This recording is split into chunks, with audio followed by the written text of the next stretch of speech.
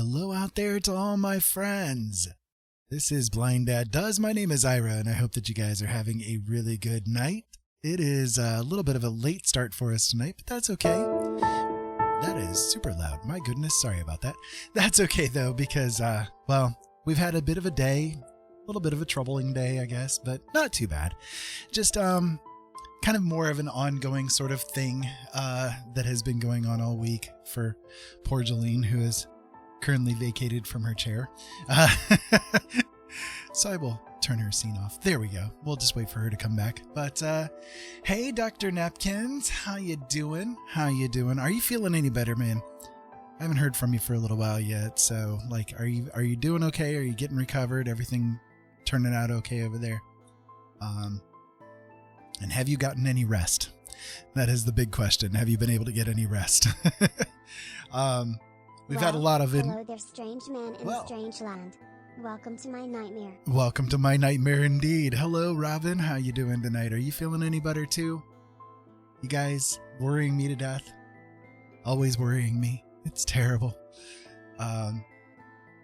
Jolene's had a bit of a day today. She's going to be joining in with us, but she's kind of like trying to get herself just prepped up a little bit. I'm not sure what she's going to end up doing. I don't know if she's going to crochet something. She did finish Yoshi last night, so she might start on something new tonight.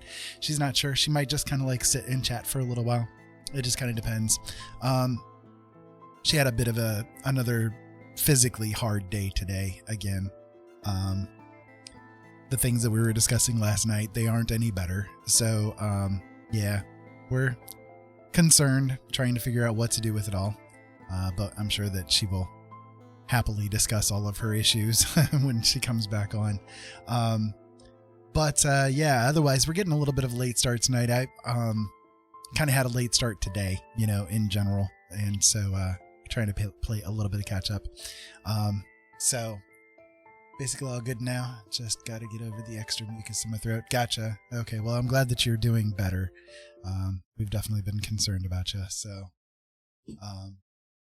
Peanut might have COVID. She got tested today and get results till tomorrow. Oh, poor Layla. That's not good. We've been doing our best to avoid it. Which thankfully, to this point, we definitely have avoided it. Thankfully. Turn the music down there just a little bit. Are you back with us, Jolene? There. Can we hear you now? I am. Yeah, there you are. Okay. There's my wonderful wife. Well, I'm glad you're feeling a little bit better, Robin. That's good, but I'm sorry to hear about the peanut. Hopefully she will have avoided it and it's just a different kind of icky. Hi, Robin. Hi, Dr. Napkins. Jolene's had a bit of a day today. She's pretty exhausted overall. Yeah, to make this really super quick, that's good. Yeah, Robin that's said good. I got to talk to her on video chat for a while. So I'm still having bleeding issues, but it's not like profuse. It's I have the Diva Cup. I also have been wearing period specifically underwear, if you know what I mean. Went with the kids. They had an eyeglass appointment today. In the span of like 15 minutes, I bled through everything and had to go to the bathroom and clean myself up. And in my Diva Cup was a large clot. Like the whole entire cup was nothing but a clot.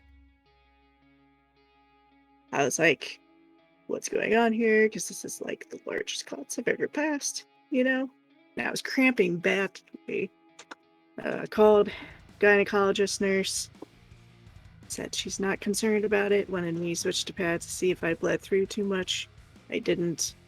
And just now before the stream started, it happened again. So, yeah. So, don't know what to think. I mean, it's like, I feel okay now, and I feel okay, but it's just like, I'm passing these large clots, and I've never done that before. And this has been since the Sunday night thing when he poked and prodded me with the giant ass Q-tip. So it's like, did it start something? Did he dislodge something? What's going on, or is this part of the whole the IUD in the wrong place? And then I did get a message earlier today too from a different nurse for my gynecologist who agreed and said CT scan is not a too much blood in your diet, you too couldn't first, right? The nurse said that a CT scan is not an accurate way to tell where the placement of an IUD is. Ultrasound is better, basically. But even if it is where they think that it is, that it'll still work for birth control. It just won't work for the bleeding, and it's like, that's why I take it, is for the bleeding. So I don't know. Nothing's moving in that front. I am supposed to call him again tomorrow to let them know what happened tonight, if I needed to go to ER, but yeah.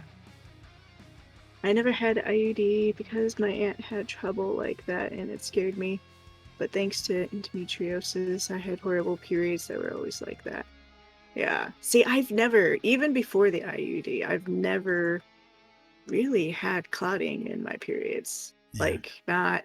And I'm sure this is exactly much, what Dr. Napkins wanted to hear when he tuned in tonight. But... I know, Napkins. I'm sorry. I'm just trying to make it as quick and brief because I know people are wondering, and I already brought it up. So, but yeah. So it's never been this way previous, and now I am. So it's just kind of like, is this supposed to be my new norm? I don't know what to think. Whatever. Well, I mean, it's really concerning because she's on the blood thinners too, So it's like, are we seeing something as a result of the blood thinners happening here, or what's going on, Yeah, literally the whole reason why she's got it in there is to, like, stop bleeding, and so now this has been 4 weeks worth, No, not 4 weeks. Well, I mean, spotting. We're on, like, literally day... I think it's 14 at this point. Yeah, 14. Since my heavy period. Let me see here. Let's see here. We're on day 13 right now. 13. Yeah, tomorrow will be day 14. So, yeah. Oodles open. Yeah. Oodles.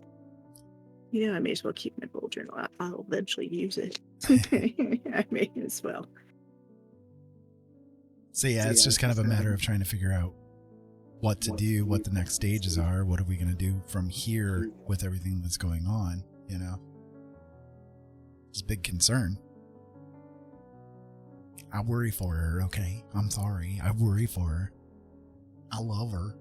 I mean, the good thing is, as opposed to Sunday night, I'm not having, like, the intense pain like I did. Because that was the big thing, is Sunday night I had the huge amount of bleeding, plus felt the strings, so I could tell it moved, plus I was in.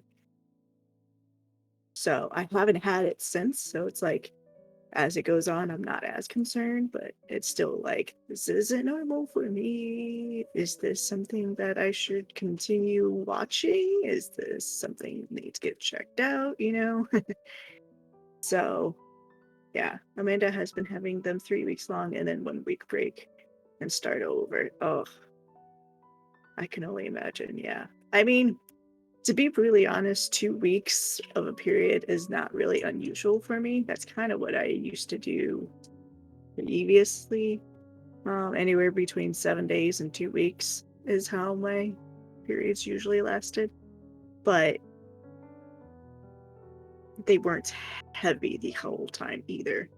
Like, after the 7th day, it starts to pitter down if it doesn't stop then. So... whereas this, it's like pretty much consistent. So it's not unusual, but a little bit is. And yeah. It is what it is. But you all get to see the lovely elf.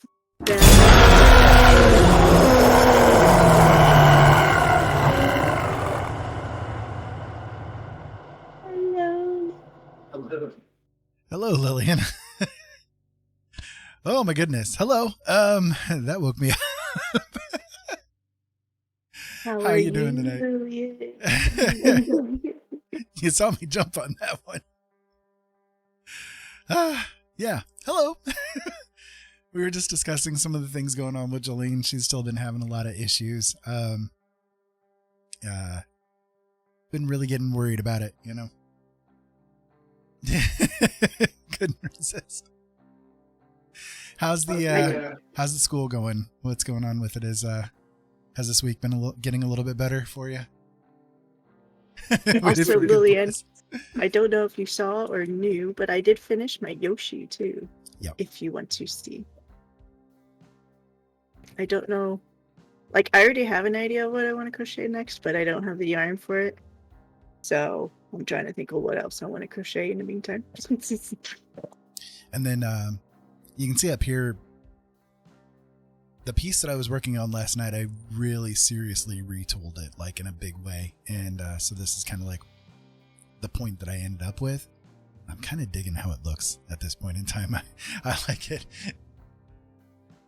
We can show you Yoshi here real quick for those that are tuning in and haven't seen it yet. So I can bring your screen up for you here. There you go.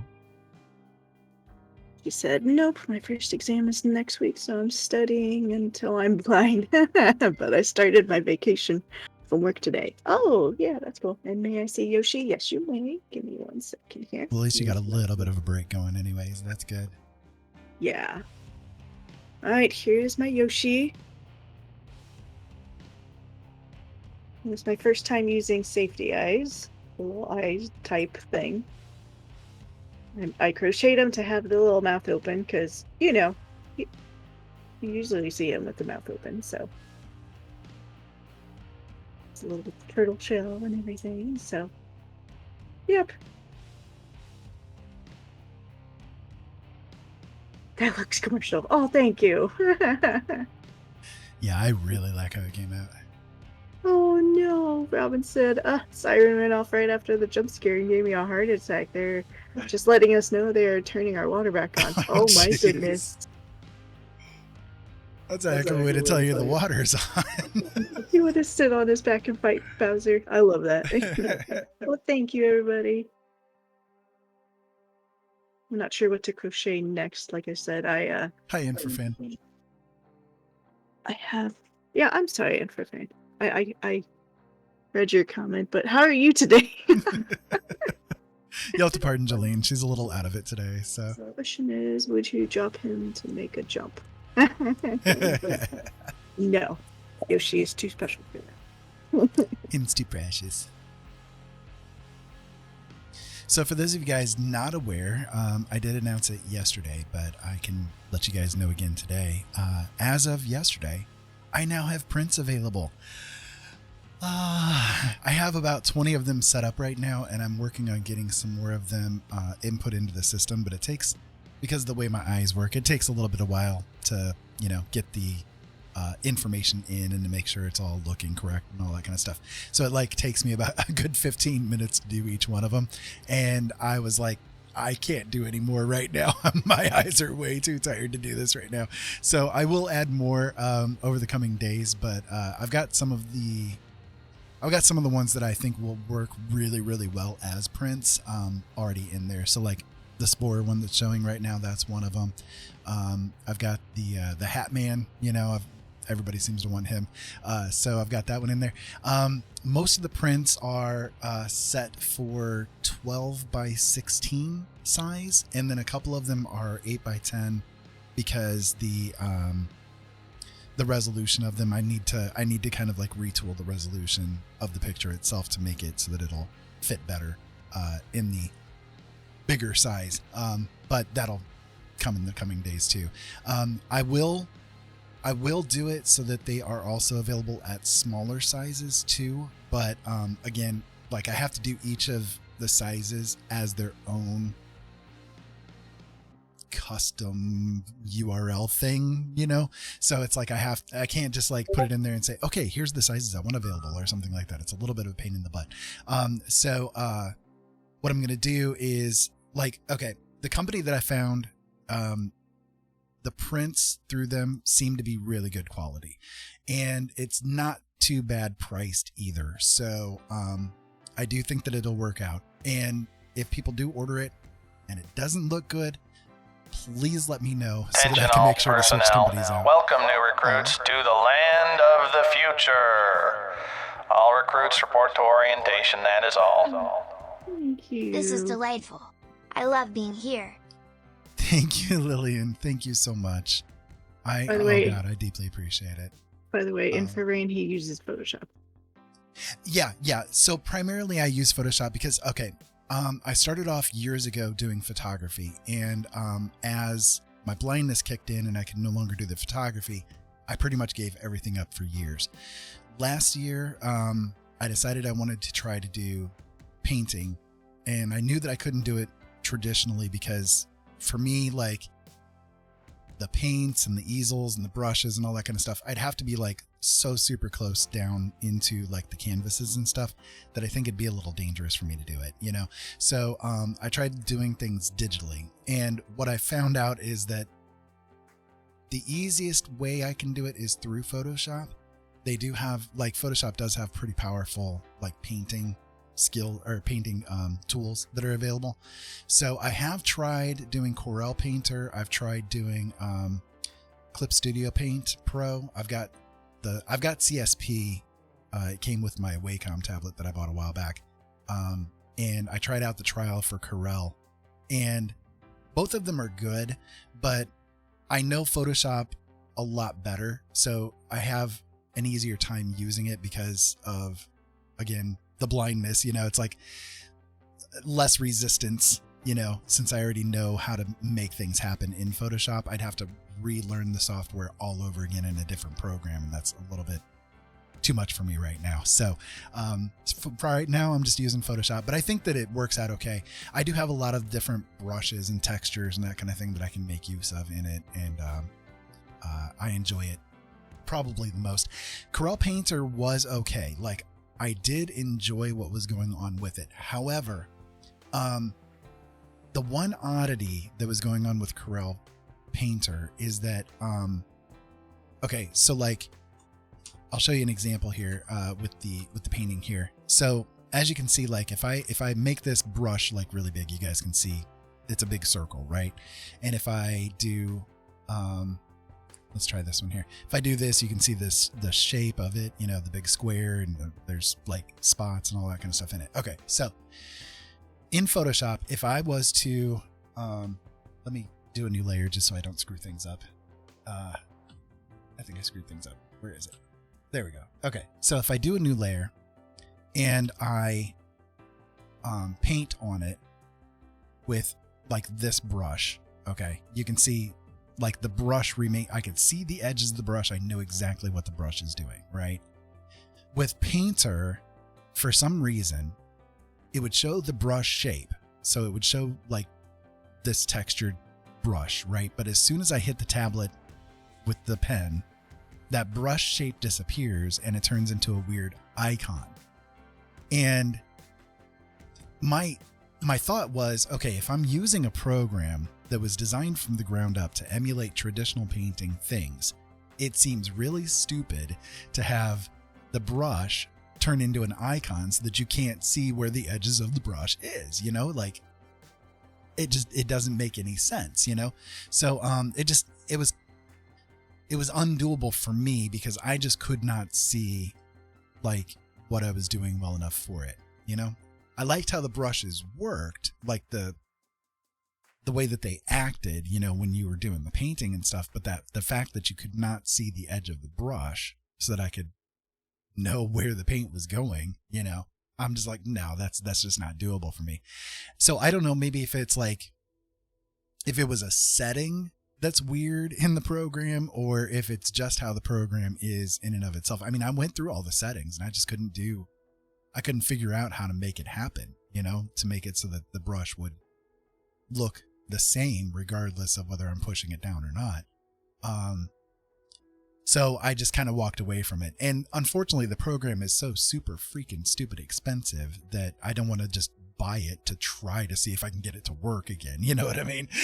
I went through the 15-day free trial of it, trying to get it to work before. And it's just, of course, now my computer's like, no, you can't install this again, So, yeah, that's kind of the position that I'm at with it. But that's okay. I mean, I'd rather go with a program that I know and can get some results out of, at least until I get my skills up more. I mean, I've only been painting for about 5 months total, so I'm still in the learning process of everything, trying to get things to work how I want them to work. And maybe if people are, really super generous and everything, maybe down the line somewhere I can try to jump into doing, Painter or something like that. And I do think I want to give the Paint Shop Pro a chance as well. But again, like, the brushes there work different than they do in Photoshop. So I would have to spend like maybe a good few days worth of time really grinding out, getting used to how the program works. And frankly, we haven't had time for that of late, so I just haven't done it, but I do think that I'm going to do that, at some point here in the future, is just to try it. Because if we could get away from having to pay monthly for a program to paint with, that would be nice. Last month, like, okay, for a long time, we've used the Adobe suite. We had like the whole thing, After Effects and Premiere and Photoshop and all that kind of stuff, because I was using it for other purposes. I was on YouTube for a while, so I was using the video editing and After Effects and all that kind of stuff. I was making use of most of the programs that they had available. Well, nowadays I don't. I'm just basically using Photoshop, but it was kind of cheaper still to like have that suite as opposed to just paying for the Photoshop kind of a thing, right? But then last month, out of nowhere, Adobe decides to charge us an extra $30 for the subscription. Like, no warning, no anything, just, oh, by the way, we just took an extra $30 more than what you were expecting out of your bank account. Have fun, It's like, that's not doable, I mean, like, as an example, right now with that suite, they're charging $60 a month, right? That is literally 1/10 of my income. When you put it into perspective like that, that's not tenable. You know what I mean? So, I'm just not wanting to pay that much for just Photoshop, So we're going to try to get away from that. Now, I did change things around so that we're just getting Photoshop now, which is a little bit cheaper, but it's still, it's still the fact that you're paying every month. And by the time that you're said and done, a good 2 years worth of payments on it, you could have paid for the software itself had it been, 5 years ago and they didn't have this crap going on, So, let me catch up with chat here. So 5 months. Yeah. So, last year is when I started doing it, and I did it for about 3 months worth of time, and then I kind of walked away from it because we had all kinds of life stuff come up, and it was a freaking mess last year. So I walked away from it all. I didn't do anything creative at all for a long time. And then 2 months ago, when I started doing streaming again, originally I was doing streaming of games and doing just chatting, and so one day, kind of out of nowhere at random, I decided, you know what, I'm going to try to do art again. Let's see what happens, right? And my wife and I talked about it quite a bit. She was really supportive with it, and she knows like a lot of the PTSD stuff that I have with my creativity. So she was very supportive of it. And I thought, okay, I'm going to take the chance. I was super scared about it. I still am. I'm still nervous as hell being here on with you guys, doing the art stuff, because again, PTSD from it all, but I'm getting more comfortable with it as time goes on. I am getting more comfortable with it, thankfully. But where was I going with this? Oh, so again, like 2 months ago when I started here on Twitch, it was about I don't know, was it about a week and a half or so after I started on Twitch, I started doing the art. It was somewhere around in there, wasn't it? Yeah, it was really close. So, that's the extent of my painting experience is the 3 months that I did last year. And then what you guys have seen here on Twitch so far, that's been the extent of what I've done as far as painting goes.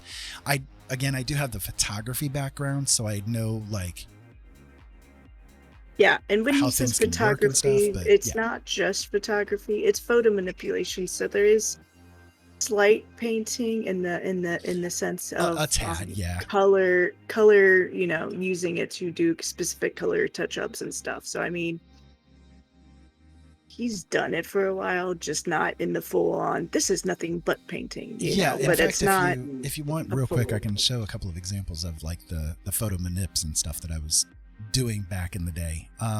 So like, I was kind of doing like dark art stuff, that kind of thing. So like this right here, I made this into a cover for one of my books. But let me see here if I can get it to show. Will you show? Come on, turn on. Why are you not turning on? Oh my goodness, come on. Computer, what are you doing? All right, let me load this up here real quick and see if I can get this one to work. Why are you not showing up? Oh my gosh. What is your problem here, computer? I'm sorry, guys. Give me a second here. I got to figure out what this thing's doing.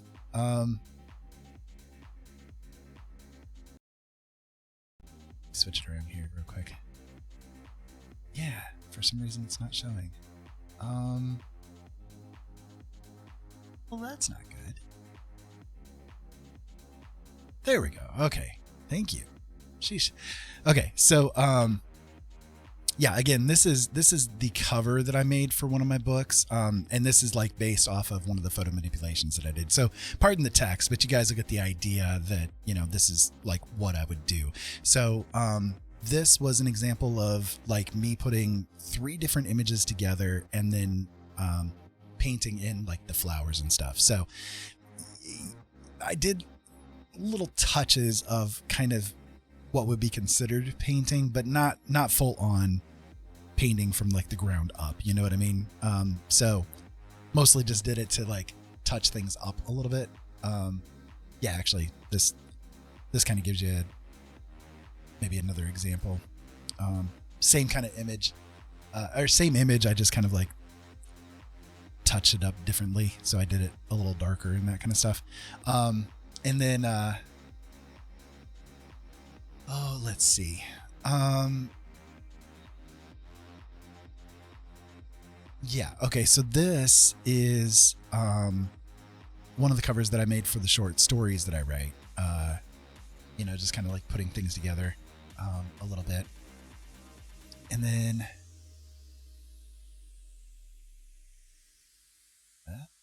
wrong directory. Don't need those.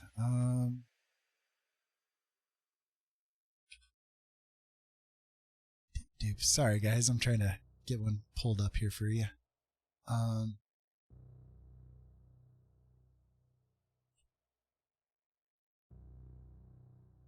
gosh, where is it? Vamp for a minute, baby. Okay, never mind. I got it. Okay, so this is an example. So this is a photo that I took of Jolene, and then I painted in the flower and then like put together the background. So I kind of like painted in the background a little bit, painted in the flower, and then the rest of it is all photo, you see. So it's like I would do things like that, but not full on 100% paintings, I guess, if that makes sense. Info says they're a fellow writer, so yeah, awesome. if you want to talk writing, Ira will happily talk for hours. Hours, yes. Yeah, so what do you write? I'd love to know. Like, tell me everything. I'd love it. I do science fiction, fantasy, and horror. I have 14 books and dozens of short stories published, and I love doing it, but I haven't written for a little bit of time because I've been concentrating on all this other stuff. So I may, but I'm not sure which directory it's in, and it's probably amongst about another 1,000 images, so I'm not sure exactly where it would be at. I can try to find it if Jolene wants to talk for a minute, but Talk. What am I talking about? anything, everything, Anything and everything. anything and everything. I'm trying to. I have a silly question, honey. I'm like blinking out here. Okay. So we have the micro SD adapter thingies, right? Yes. I mean, yes, we do, because I have them in my hand literally right now. But I mean, Yeah. like, okay. How do you plug them into a computer? They don't go in the USB, right? Is there Not, like a not the little specific card slot? itself, no. You would have to use... Okay. So you had the adapter, right? I have the adapter, yes. So that should go into a USB then, yeah. It does go in a Yeah, USB? you put Okay. the card into that and then put the USB into it. Okay. I wasn't sure. I was like, I don't know. This is because it's really thin, and I'm used to a USB being, you know, a bigger thing. So. Yeah, I mean, if you want to bring it over and have me look, I can look, but... Yeah, I don't think this is... Yeah, no, this is definitely not a USB thing. Definitely not. It is way too damn big. Then what the hell do you put this on? Okay, hold on. Elliot's at the door. Of course. Well, okay, I'll keep vamping for you to find whatever you're looking for. I'll keep talking. Basically, for those of you who are wondering, on one of these micro SD things. I hope one of these is my old SD card that I had in that laptop thingy I had. The tablet that also had its own writing tray, laptop tray, keyboard tray. I can word, I can talk. Anyways. Robin, is this the one you were talking about with Robert? Do I? I was just asking Robin if this is the one that she was meeting with Robert. Gotcha.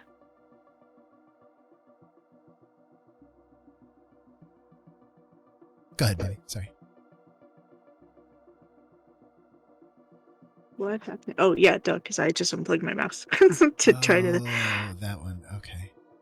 From Chapel. Gonna look you up real fast here, dude. Sorry. I apologize if that wasn't the right thing to say.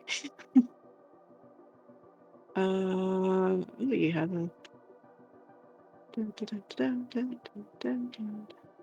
I know, Elliot, give me a second here. Anyways, on one of these micro SD chip thingies, I'm hoping one of these... Here we go. I'm hoping one of these is... you have a beard. I love your beard. Sorry. I'm hoping... I know, Elliot, give me 1 second. I swear, I'll open the door. I'm looking for a... Monsters versus Zombies. I'm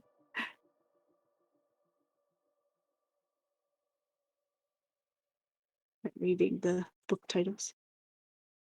Once you get to know me. My biggest fears.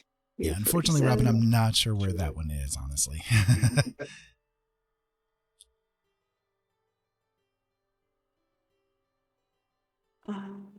And you do your own covers too. Which covers did you do on your own? Okay, Elliot, I'll let you out right this minute. Go take care of the cat.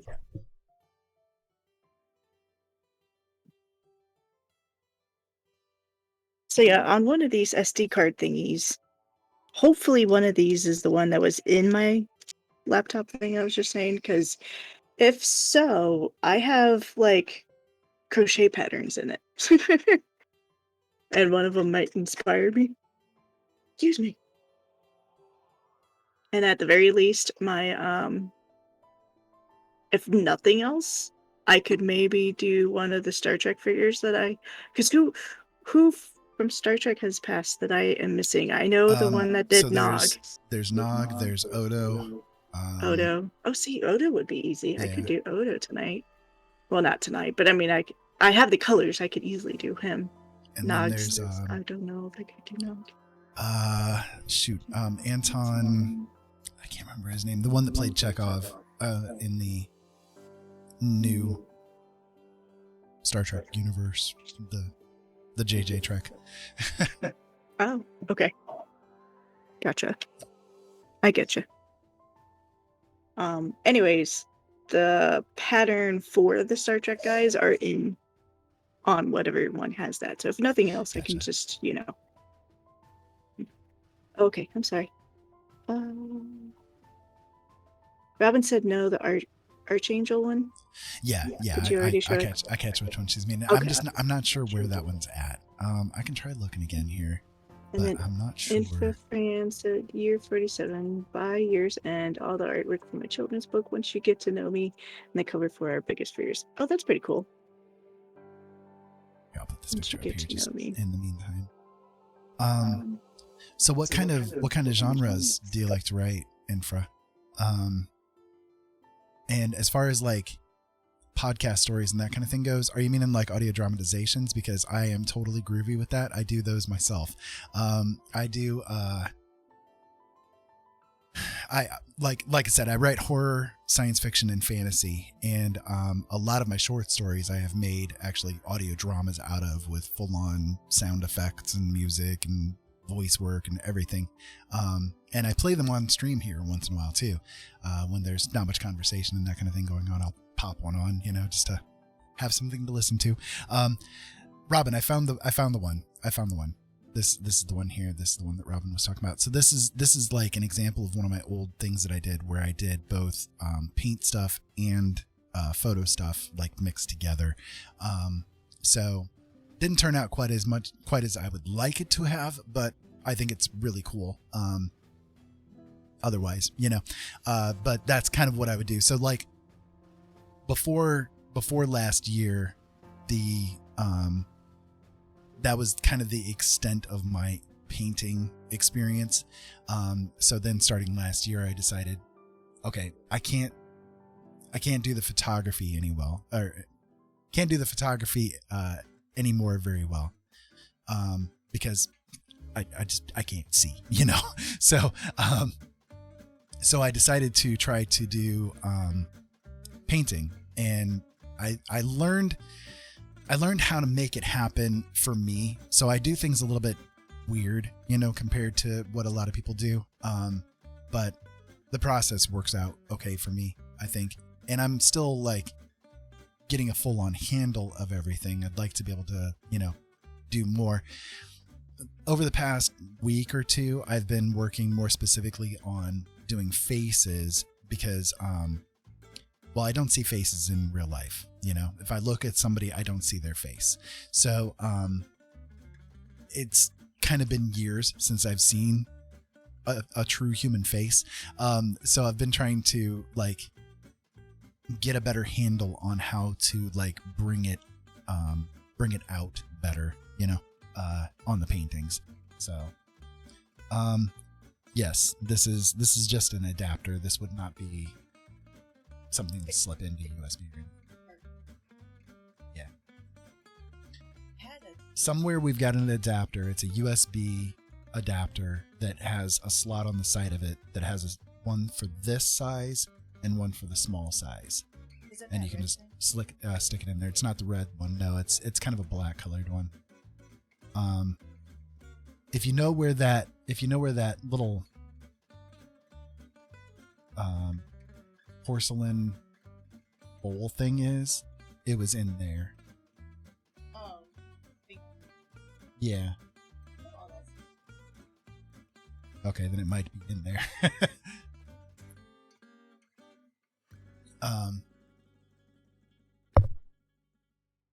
Okay, let me catch up on chat here.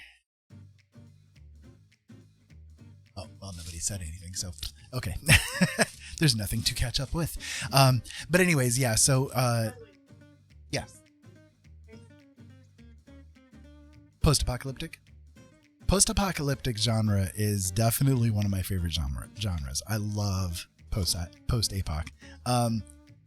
I got into writing post-apocalyptic stories because of Fallout, and it was when I played the original Fallouts back in the 80s, and I was like, I fell in love with that whole idea, you know. So I've written a few post-apocalyptic stories over the years. One of them I made into, well, a couple of them I made into the dramatizations, and I think they turned out pretty cool. But if you guys are ever interested in hearing any of those, I'm more than happy to toss them on the stream and let you guys hear. But I like how they turned out. Like, I have fun making them. I haven't done one in a little while, but I have a lot of fun making them. Oh, okay. Give me a second. I'm going to try to get this thing for Jolene here.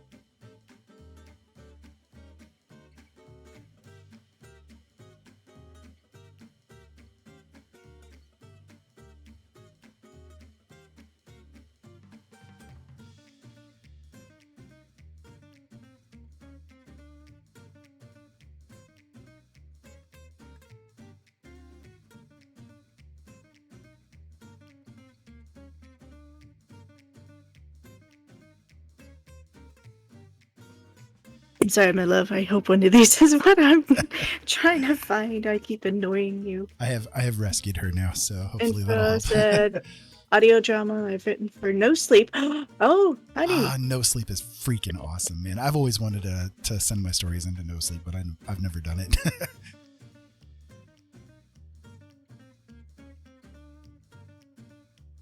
Post-apocalyptic survival horror western. My goodness, I've got something along those lines too. It is. It's so awesome. It's so awesome. I love meeting other authors. I love talking to other authors and having fun with them. Just talking about craft and having a blast. Right, Ollie? Yeah. Hey, Ollie. I love you. How you doing over there? In fact, if you don't mind, I mean, I can play one of the stories that I created. I think you might get a kick out of it. It's a little bit of the post-apocalyptic, and I liked how it turned out. Woke up from a long nap. Yeah, I know you took a nice long one. I'm gonna play Whiskey Dry. How's that one? Whiskey Dry in the Unknown. See what you guys think of that one. Turn the music off here for you. It's a shorter one. I think that's only about like 7 minutes or so. So it's kind of a shortish one. Wow, that was 6 minutes and 55 seconds. I couldn't have gotten much closer. Your main challenge with book writing has been finding motivation to keep a story going. After I play the story here, if you guys want to talk craft, I will totally talk craft all freaking night long with you guys about writing. I love talking about it. And I love talking about like idea generation and stuff too. So let me do this. Let me go ahead and play this and see what you guys think. This is Whiskey Dry.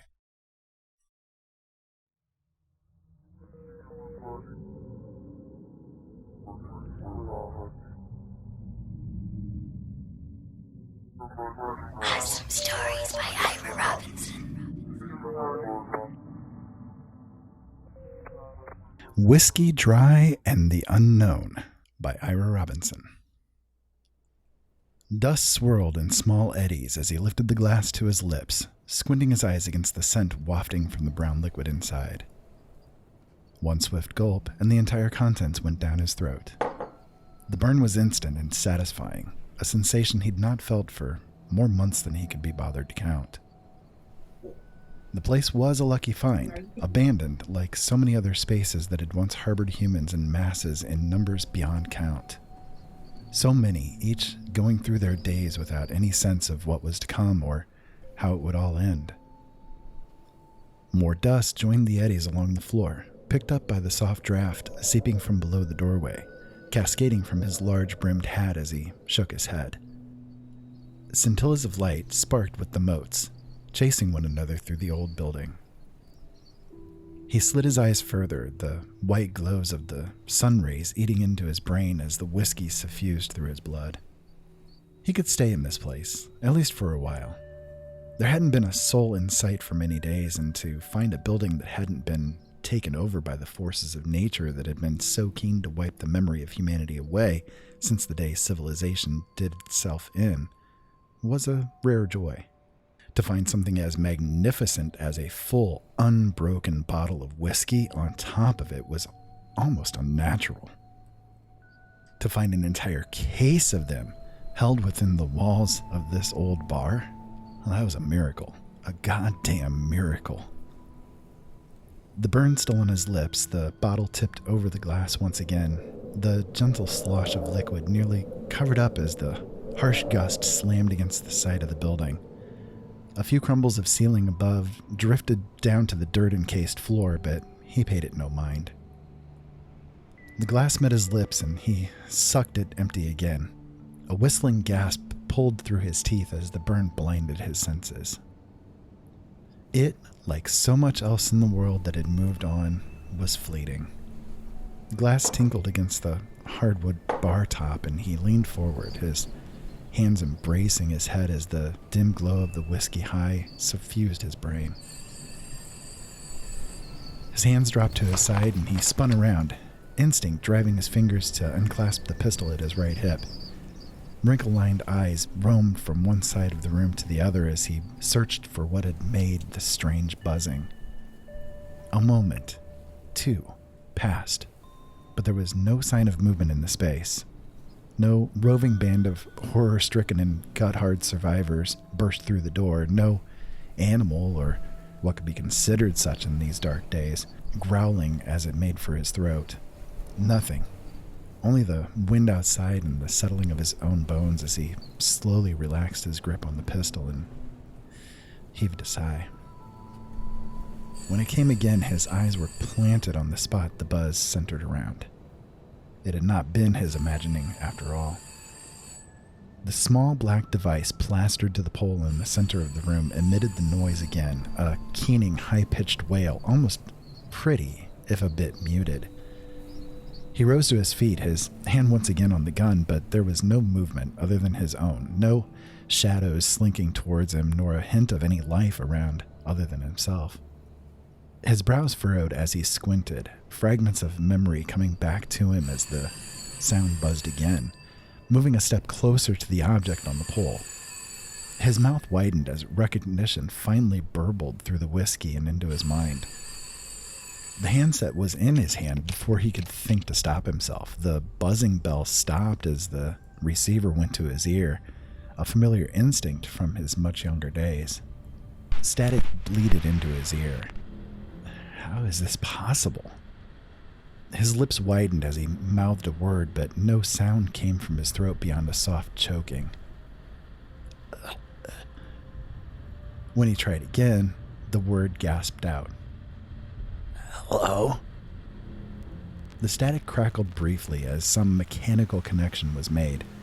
His chest tightened. Attention all personnel. Good news, reinforcements have arrived. As the drunk tank has been flushed, that is all. Perhaps, or... Well, hello. Welcome on in, Raiders. Let me catch up here a little bit. I was just playing one of my little audio dramas here for you guys, and y'all come on in. How you doing tonight? Punjabi. Sorry, I'm blind guy, so I'm trying to catch up on everything here. So anyways, welcome on in. My name is Ira. This is Blind Dad Does. Over here is Jolene, my wife. She is crocheting things today, and you can see some of the examples of the artwork that she does over here. I'm Ira. Please don't look at me. Hello. I'm horrible. Best friends. Oh, thank you. Hello. Best friends. 1900 blank. Thank you so much for the follow. I appreciate it big time. You can see some of the examples of the artwork that I do over here on this side of the screen. Up here is a piece that I'm literally just getting started on in the past minute and a half or so.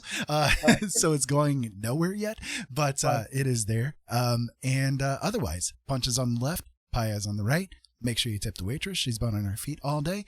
And welcome to my little pit stop on the information superhighway. For those of you guys that have never tuned into me before, I am a blind guy. I have a disorder that makes my eyes pyramid shaped instead of egg shaped. I have a lot of scarring on my eyeballs, and every time that the heart beats, the whole world pulses with it. It's like a big rave party, basically. So, yeah, it's all kinds of fun. But I still try to do what I can to make pretty things, and sometimes it works, sometimes it doesn't. If you'd like to see some examples of the things that I do, this right here would be an older piece of mine, but you can see that would be one. This one here is something that I completed last night. I've been kind of concentrating a little bit on faces the past few days because I don't see faces, so I'm trying to work out faces again for myself. And then I wanted to do a little something weird, so I decided to come up with a mermaid naga kind of a thing, kind of like just what would loneliness feel like for somebody that is kind of a hybrid creature that isn't welcome in either world, sort of a situation. And then for one of my more classic pieces, this is Mr. Bun Bun, and this is my wife Jolene's favorite image that I've done. And yeah, so I like showing that one because, well, she gets a kick out of it. So that's kind of what I do. We're all about supporting LGBT, all about supporting mental health, physical health. We have a lot of mental illness and physical illness and all kinds of stuff that runs around in our family and all that kind of stuff. So yeah, there we go. Do I make emotes as well? Not yet. I have thought about it, but Jolene is actually a little bit better at doing that kind of thing than I am. And right now she's only made one for me because she's not been feeling very great of late. So hopefully she'll be able to do some more. But for me, I haven't done them, no. I think you're not muted there, darling, because I keep hearing myself talking. Sorry, to plug this in, you should have said something earlier. I had to unplug my microphone and I forgot that it was still unplugged. So it's just coming through my laptop right now. So. That would do it. That would do it. Infra. Okay. So, thank you so much for being here. And I hope that you have a wonderful night. Please come back. I would love to have you visit, and we can definitely talk shop as far as writing goes. But much love to you. Thank you, Punjabi. Thank you, Punjabi. That is awesome of you. I really appreciate it. Big time. Big time. Okay. Blank, thank you for being here. Thank you for the follow. I really appreciate it. And I hope that you have a really great night too. Great night, day, whatever cycle it is that you're having. This is kind of my daytime here. So I'm a night person by trade. So, let's see. Oh, the creepy doll. Yeah, I like that creepy doll one too. That one was actually a collaboration between Ollie B and me. Ollie B drew the shape of the doll, and then I did all the painting and everything with it. So we kind of went in together to say, okay, let's see what we can come up with together. So yeah, okay, let me catch up with chat here a little bit. I don't think I've missed much. So you'll see me do strange things with my face as I'm trying to read chat and all that kind of good stuff.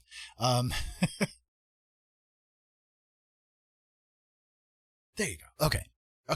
So we were actually in the midst of listening to one of my audio stories. I am a writer as well. I have 14 books and dozens of short stories published out there.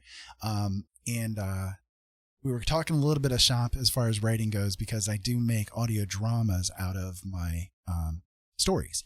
And so, I put together like pro sound design and music and voice work and all the shenanigans that go with it. So we were in the midst of doing that. But we can go ahead and stop that since everybody is coming in here too. So let me start the music back up here. By the way, I do also make music. So if you guys are streamers and you'd like to use music that is DMCA and copyright free, I do have, that is not what I wanted to play. I do have music available for you guys that is DMCA and copyright free. This here would be one of the songs that I've created. You can find all of those on my SoundCloud. If you want to drop the link for that in there, Jolene, that'd be appreciated. Dropping the link for my SoundCloud. I can't hear you. That's okay. I'll get it. Let me put that in here for you guys. I need to make it as just a command, but I haven't done that yet because, well, lazy. I know, rude, isn't it?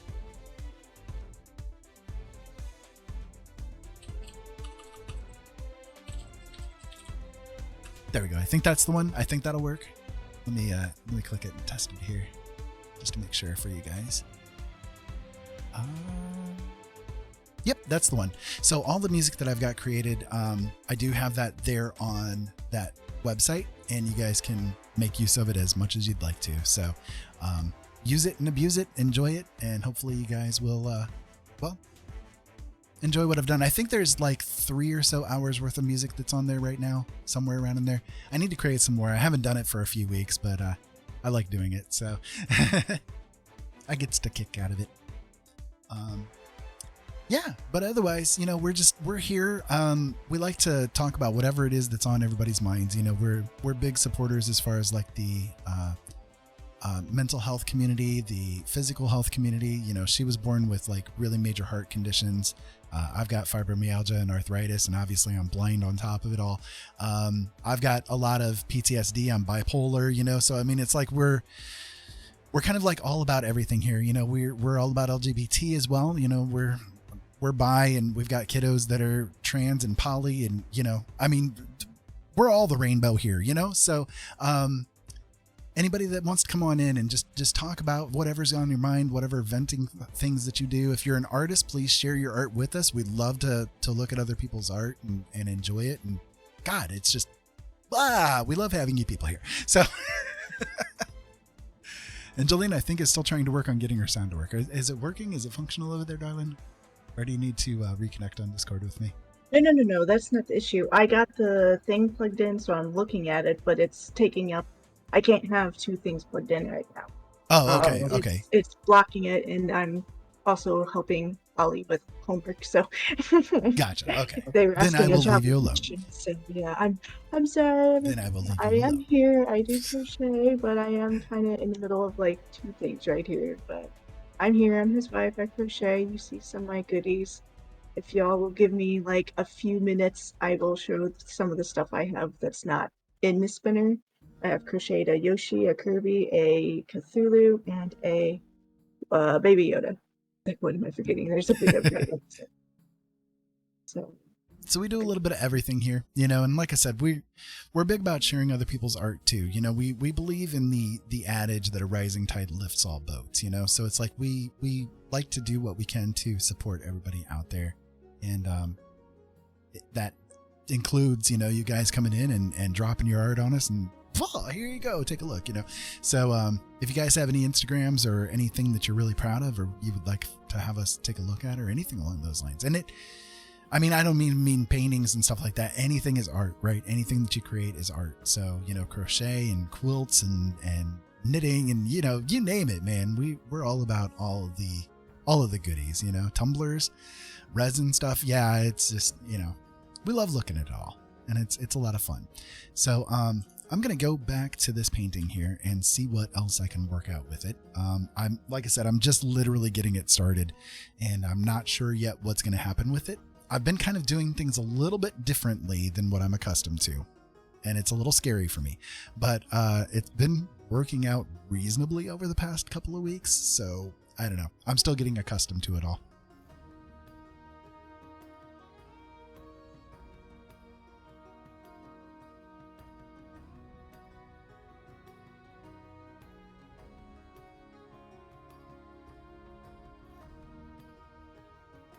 I do vape, but I don't make any apologies about it because I used to smoke for 30 years, and I quit 8 years ago for my wife.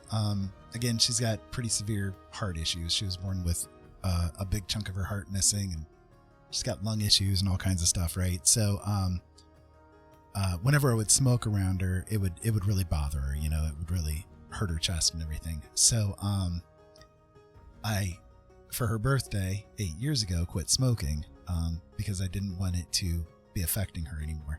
So I switched over to vaping, and it's been really good. Like I could blow it right in her face and it doesn't bother her at all. And I try not to. I'm not saying that I'm just, here, honey, have this, but, if it does get in her face and stuff, it doesn't bother her. So, I'm happy with the status quo of it as it stands. And, yeah,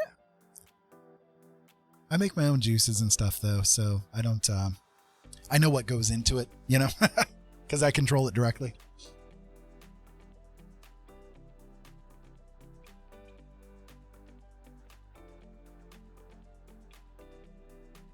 Vaping anything with cinnamon causes bronchitis.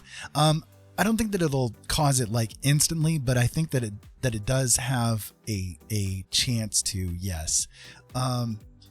There are certain things vaping wise that people do use that I avoid like a plague. One of which is shoot, what's the name of it? Starts with the D.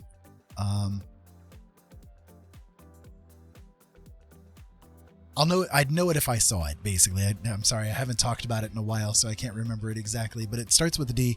It's the same compound that gives buttered popcorn its buttery flavor. It's a compound that's very similar to butter in its flavor profile. So companies who do like microwave popcorn and all that kind of stuff, they will use this particular substance to give the popcorn the buttery flavor without actually having to use butter.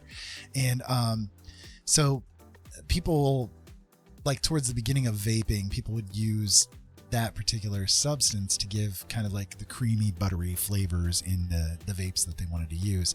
And the problem is that it is the same product again that caused popcorn lung in the people that were working in the manufacturing facilities making this microwave popcorn. So vaping it is not a good idea. It can cause all kinds of issues. So that one I avoid using. But otherwise, like, it's just kind of a matter of being aware of like what might or might not be smart to use. You know what I mean? Because some things aren't meant to be vaped. I mean, that's just kind of what it comes down to, and unfortunately, some people do get a little stupid with it. But that's kind of their own fault. I don't get stupid with mine, so don't use liquid smoke, right? Exactly. That'd be another one.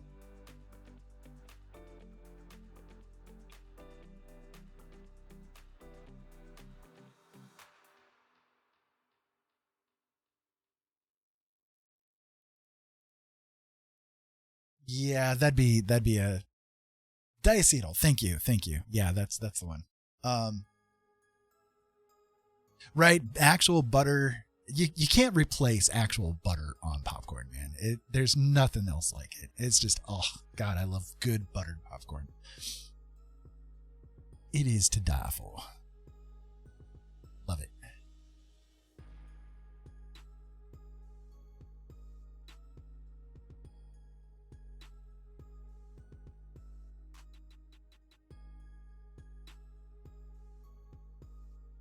So I have no idea where I'm going with this, but I'm going somewhere with it. We'll see what happens.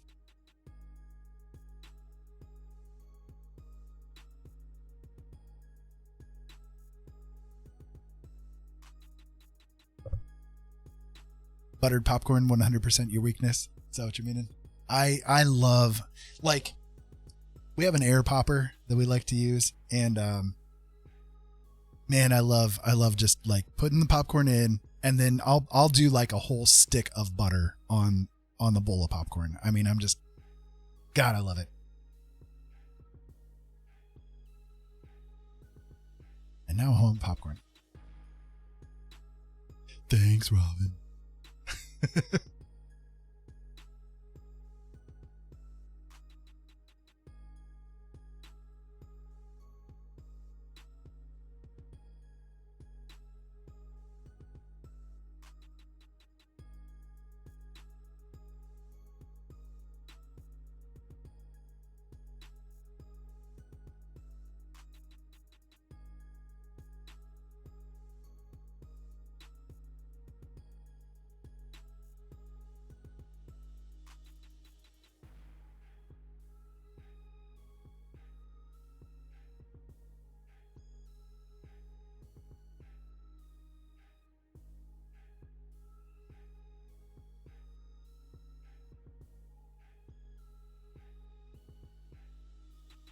Hopefully this sounds good.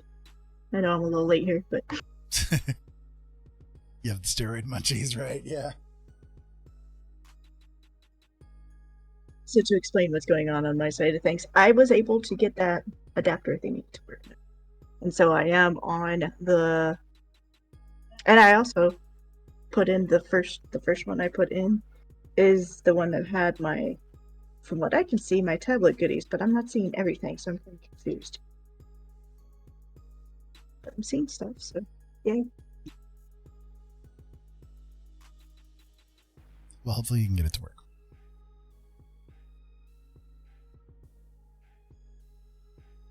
Yeah, for whatever reason, I'm not seeing everything. Like, I'm seeing, like, the books you gave me, and, like, some pictures, but I'm not seeing, like, the music and stuff, so I'm not really sure.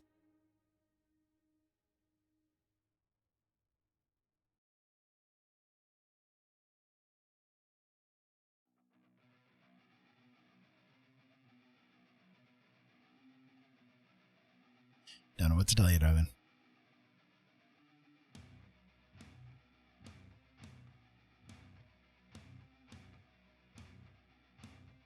I'm sorry, it's all crazy.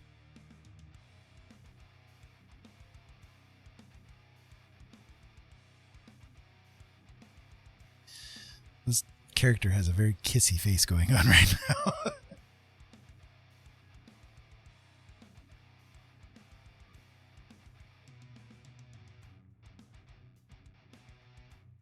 I kind of rearrange that just a little bit.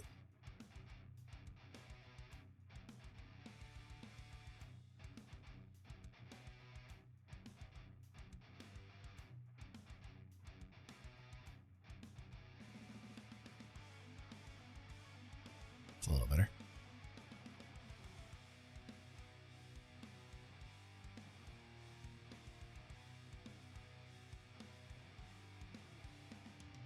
Is that Elliot again?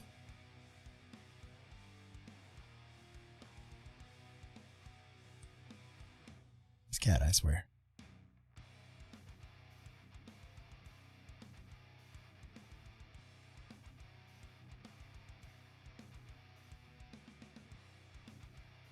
Ever have a cat you love so much you just want to choke him?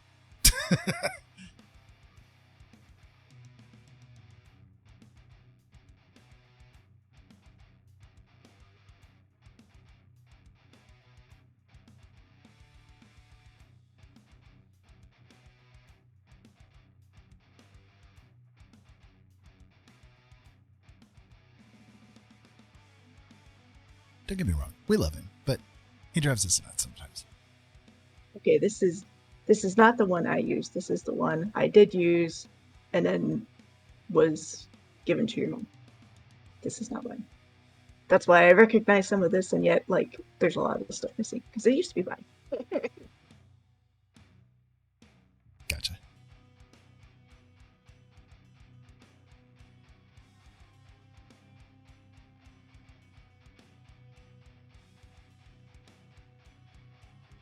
Well, I'm Because it sorry like to hear had that. photos from like my job. One of which it had like the picture of the baby blanket I made for Beth. But that's what I'm seeing. And I'm like, I know I have just this. It's like that, and then like just random pictures from that job. Gotcha. Up to and including like that interesting note.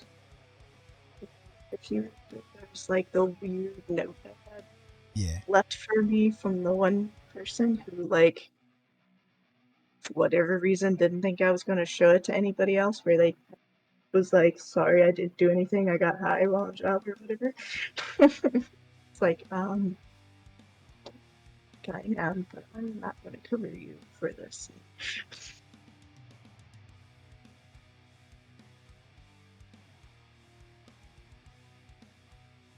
Jeez.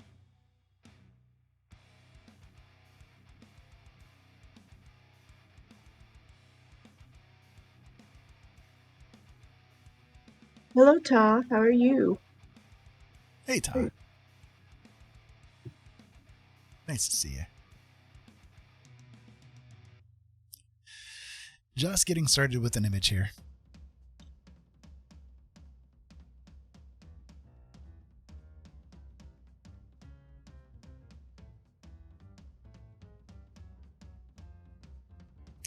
clue what's going to happen with it.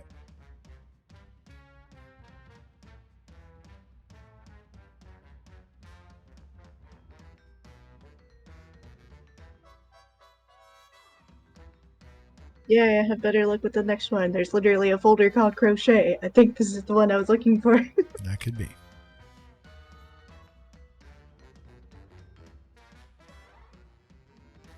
The likelihood is yes.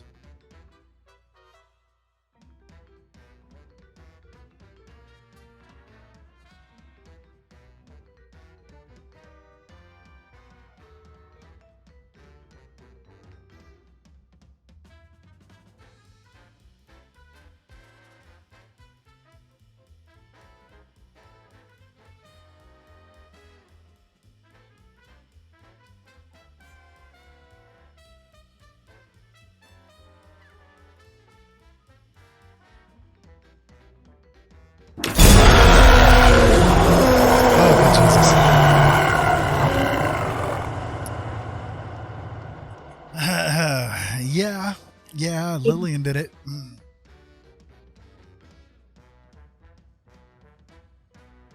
And now you have.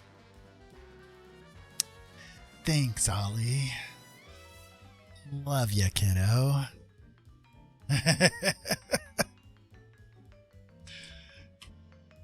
Yes, people love scaring the ever-living crap out of me. It's terrible. It's terrible what they put me through.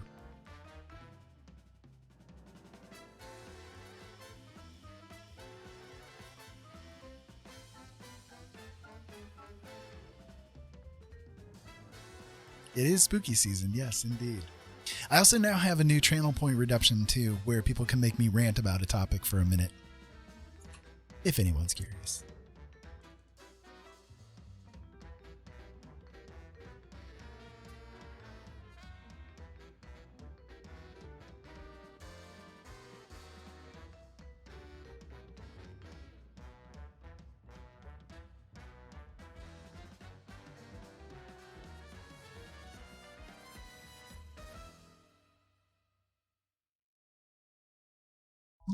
Hello, Shaya.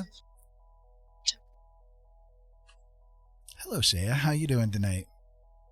Welcome on in. I'm just getting started with an image here. I don't know yet where it's going to go or what I'm doing with it, but Why Christmas scrap is already in the stores even though Halloween hasn't passed yet. Right, exactly. It's kind of crazy why that kind of thing occurs, you know? Like, give it a chance. Give it a chance. Let's at least enjoy something, you know? But no. Force us to suffer the Christmas stuff all the time. Very tired, but glad to catch your stream. Well, we're glad to have you here, and if I can help you to relax and rest, then so much the better.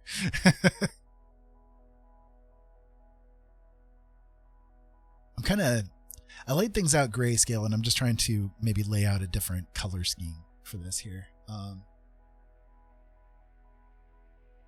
Seem to do. So I'm just I'm using the color tool within Photoshop here to try to just lay out the colors, go from there. Kind of groovy with that as maybe the shadow colors. That could be kind of nice.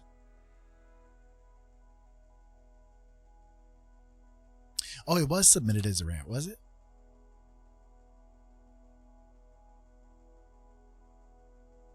Oh, I see. Okay. Well, in that case, I'm sorry. I'm sorry. I'm not watching the chat, really, so I'm trying it's to Jolene's do fault. two other things. Yeah, so It's Jolene's fault. All right. for the next two, you'll have to let them know if something like that comes in. In that case, I will rant about the topic for you for a full-on minute. Give me a second. I will get the clock thingy up.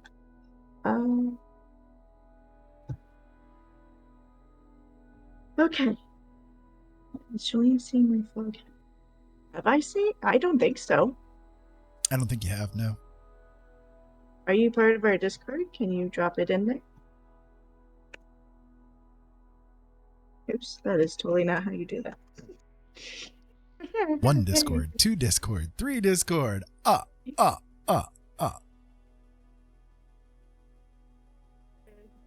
So I'll mute, and then you tell me when you're good, and I'll start it so that there's not like the echo for start. All right. I'm ready when you are. 3, 2, 1.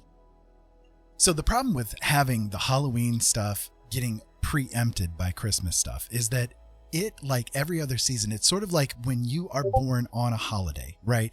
You're born on a holiday. You don't get a birthday. You don't get your own birthday. You have to celebrate your birthday with the holiday. So the unfortunate thing of people that are born around Christmas time, right? Oh, well, we'll just have a party for old Joe, on Christmas Day as well as Christmas parties. No, screw that. The person earned that. The same goes for Halloween. Halloween was around before Christmas time. People were celebrating that particular season far before Christmas time ever came around. So the fact that Halloween has now been preempted by Christmas is absolutely ridiculous. I think that it is completely wrong that one holiday gets superseded by another. Give us the frickin' holiday. We want to enjoy it. The people who love Halloween need to enjoy their Halloween. It's stupid. There you go. 1 minute worth of rain. Knew that it was time. Told you for now. Right, Punjabi? Exactly. It's like so screwy. It's like, no. Like Jolene was born July 3rd, right? So all of her birthdays were celebrated on July 4th, She never got her own holiday. She never got her own parties. No, it was always, oh, let's celebrate July 4th. And oh, by the way, Jolene's birthday is today too, It's like, no. That child earned that birthday. My best friend also had the same birthday, so it was always birthday party, not mine. Right. Yeah. It's crazy. So yeah, Ta, I really love your froggy hat. I love it. I love it a bunch. Or you couldn't get a gift because you were giving gifts to... Right, exactly. Yeah. Right, yeah. Totally preempts you, I can show off my Yoshi thing. I mean, I know you brought up my birthday, but... Do you mind if I share it on the stream, Ta? Because we do have shareable now, so... Yeah, Ta, do you mind? We can share your froggy hat for everybody. If not, that's fine. And everyone wonders only why those you who weren't a can smiley try kid. Discord can see if you'd rather. Sure. Okay, cool. Give me 1 second then. The froggy hat is really cute. It is adorable. Give me 1 second. And Let me turn Mr. Bun Bun off here. Yoshi. No, I love the Bun Bun. So there you go. This is Ta in their frog hat. I love it. It looks so cool. It is so cute. Been wearing it all week. You should. This is so cute. You did a really good job with it. I love it. I love it. It really is cute.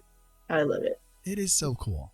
So yeah, I mean, anybody that wants to share their art, we'll happily oogle at it. We love doing it. You know what I mean? Like looking at other people's art is so inspirational. It really is. And if you have like any socials you want to share, our chat here for Twitch is open for anybody to share. Mm-hmm. So feel free. Same with like pictures. If it's easier for you, just drop a link there. That's fine too. And now people want me to make them for them. Oh, I bet. Yeah, because it is really cute. Oh, your birthday 5 days before Christmas. I feel for you, man. Our grandson's the same way. He was born just a few days before Christmas too, and it's like 2 days prior. That poor kid, he's never going to get his own birthday, So it's like it's really, it saddens me. It really does, because like, kids look forward to their birthdays. This is a big event. I mean, granted, I'm 50 years old at this point, right? Birthdays to me are just whatever, But I didn't have a birthday that was also like co-opted by another holiday or something like that, So it's like no, you give the kid their own birthday. Let them have a little bit of fun like that. Like, it really does affect a kid. You know what I mean? Like, you guys that have gone through that, I'm sure you can agree with that. Like, it does have an impact on you. You don't feel like you've got anything special for yourself,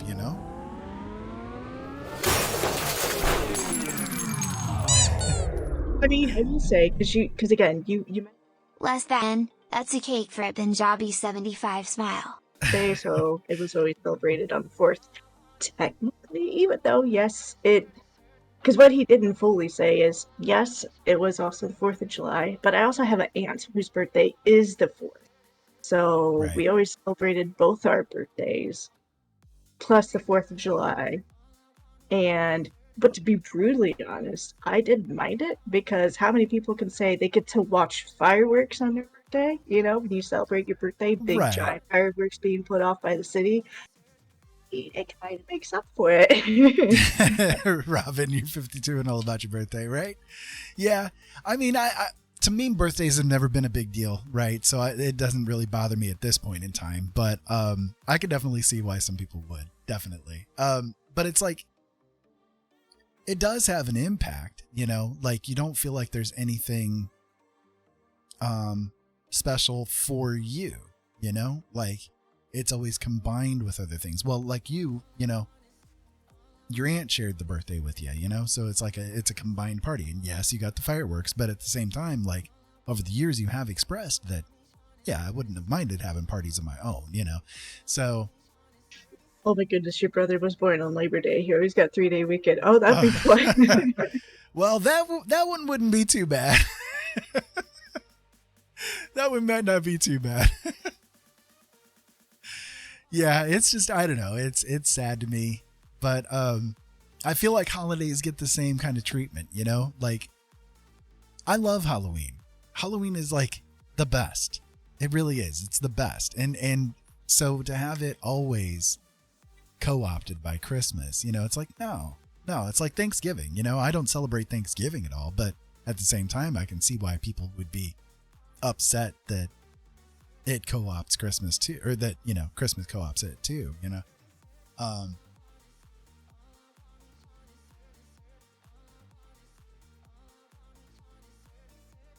Right. Well, see, Robin, that's a little bit understandable, you know, like every birthday is a milestone for you because you've made it another year, you know? I know our dad was that way too. I mean, he was told at one point in time he had 6 months to go, and you know, he went for another 20 years. So, every year after that first 6 months, he thought was just a gift, you know, and he tried to live it as best as he could from there. So I can definitely understand it, you know?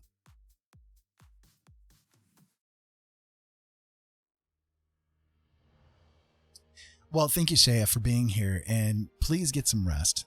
Sleep well. If you need the soothing sounds of our voice, we're right here. But either way, keep safe out there. Have fun. Much love to you. And I hope that you can get some rest and that tomorrow is going to be an absolutely amazing day for you. So.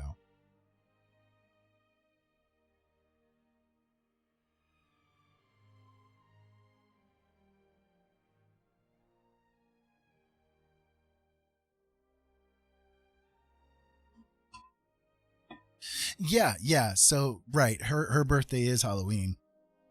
Does she mind the fact that it's on Halloween, or does she have any regrets about it?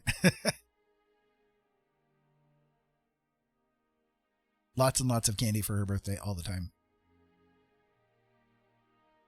I mean, I could probably go with that one. That one would probably be an okay one for me to be to be sharing.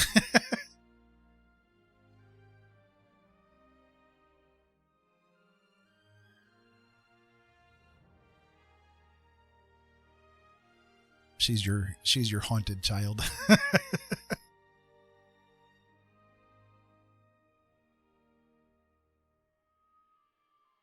You got a couple of them in October though.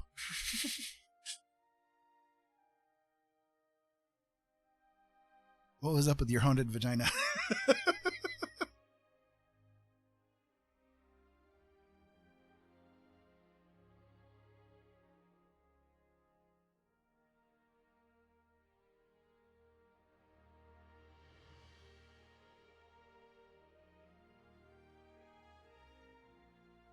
Right, that wouldn't be too bad. I'd still go trick-or-treating. Heck with it. Enjoy it. Give me that candy.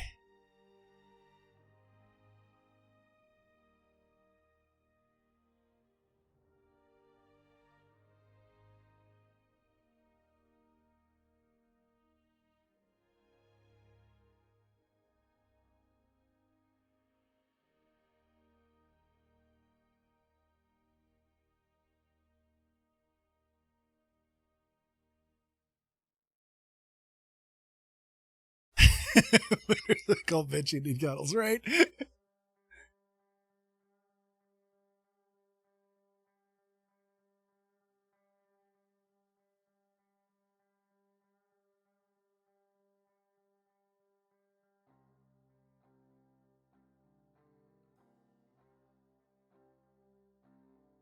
Tell me it's really good makeup and you're an old man this year. Right, exactly. Exactly. I'd get away with it. Get away with it too if it wasn't for them darn kids.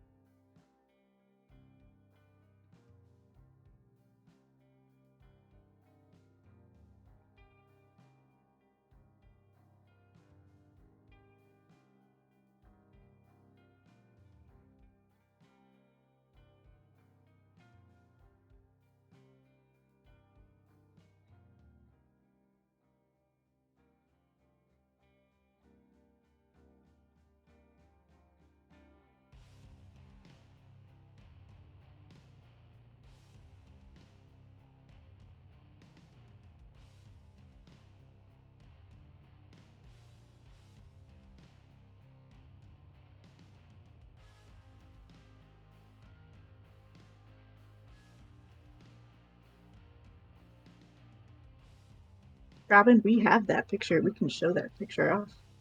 Robin's mentioning she still remembers when you dressed up as a lady for Halloween. We still have that picture. It exists. It does exist, yes. Crypt Dragon! Hello, hello, my friend. How are you doing? Oh, Crypt.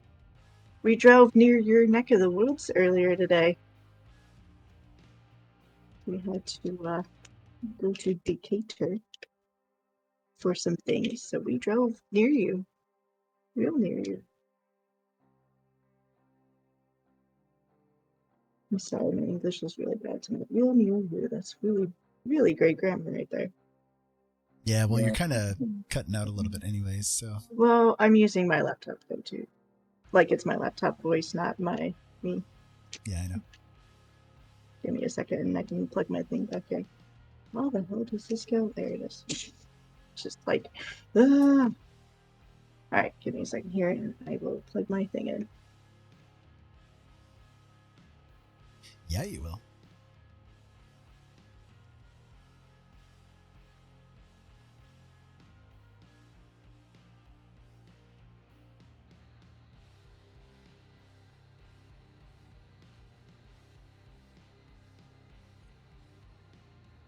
Yeah, we can't hear you. Because I have myself personally muted. Okay, do you hear me? Do I hear sound you. better? Yeah, much better. Okay, good. And I can use my mouse again because I can plug it in. Yay! All right, hi everybody. I can talk better. You all want to see my froggy I finished? Yeah, or Your froggy. froggy. Oh my goodness. I'm thinking of Tom. I'm sorry, your hat. I can show off my Kirby. I mean, he's basically a frog, right? He's a frog with a turtle shell. I mean, I know Froggish. he's more like a dinosaur. I know. Frog-like. He's more like Godzilla as a. Oh, you got done doing some art. You want to share it? Ooh, yes. Feel free to share. You can either drop it here in the link, or if you're not already part of our Discord, because I don't know if you are, feel free to drop it there too. All right, so I can show off my Yoshi. Yeah, give me 1 second. No problem. I'm only asking you to show them right now. right now. Right now. I am ready right now. Right now. And time's up. I'm not going to show him now. Well, I clicked it right as you said time's up, so there you go. All right, so this is Yoshi. Ta-da. First time using the safety eyes, the little, which was fun. It was a lot simpler than I thought it was going to be. So I will definitely do it more often. So, and I made him with his little mouth open. At first I didn't like it, but now that I've slept, he's better than I thought he was. I was saying yesterday I really did not like how he came out, but now that I've slept and I'm not so frustrated with trying to get him done, I'm not too upset with him now. So yep, it is the Yoshi. And then, in case anyone is watching that hasn't seen my Cthulhu or puking spaghetti Squidward, as Artful Turkey had named him. So pink cheeks, cute Hulu. Well, thank you. And I did a baby Yoda. I think most of you have seen all these, but I'll just show it off real quick. Baby Yoda, which does stand in the hand. I'm so happy. So baby Yoda. And then a Kirby. So yeah. So that's what I've crocheted. I finished Yoshi yesterday. And I'm trying to think of what to crochet. I've got technically 2 ideas, but I don't have the colors for them. So I'm trying to think of other ideas. So the whole thing I've been doing and why I've been so distracted is I was hoping on one of my old micro SD thingies would have my pattern for the crochet of the crocheted Star Trek figures I've made for Ira, so that I can like just make the ones I haven't made yet. But apparently it's not on there. I didn't see it, but I'll look through a little harder now that I've taken, everything off of there. But I did not see it mentioned, so Well, good job. we'll see what's there. Yeah, I was really. However, there is one thing here. I can drop it in our. Oh my gosh, I have the hiccups now. I can drop it in our Discord. One of the first things I crocheted. It's not the first, but it's one of the first. Drop it right now.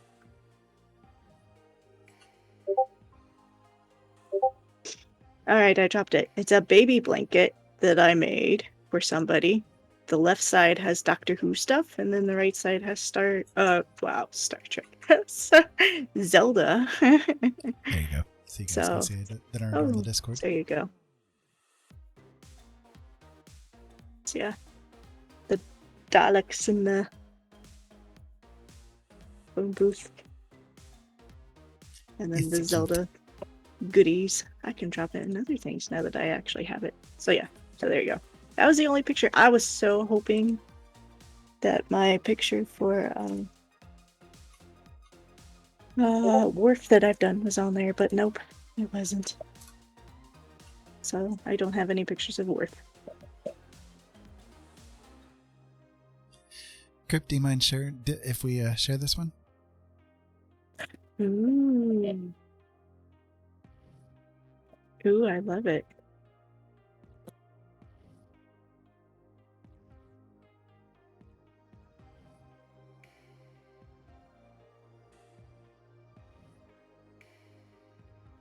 Crypt, did you share any of this on visuals? I'm feeling like I've noticed the coffin one before. The brown coffin. I've more than one coffin. I should probably specify which one. Are you okay with us sharing with the stream?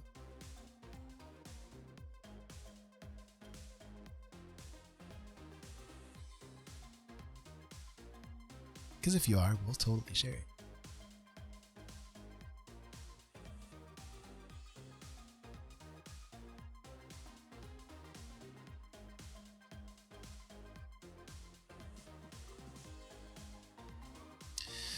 So I'm just kind of like laying out a little basic piddly background to go with the image here.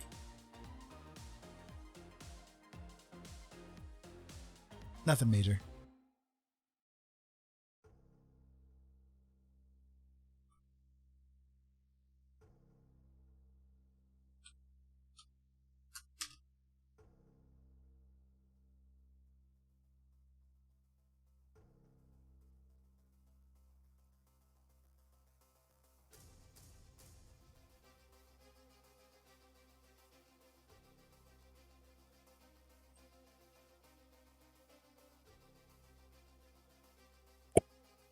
So, how is everyone tonight? Hope y'all are doing good.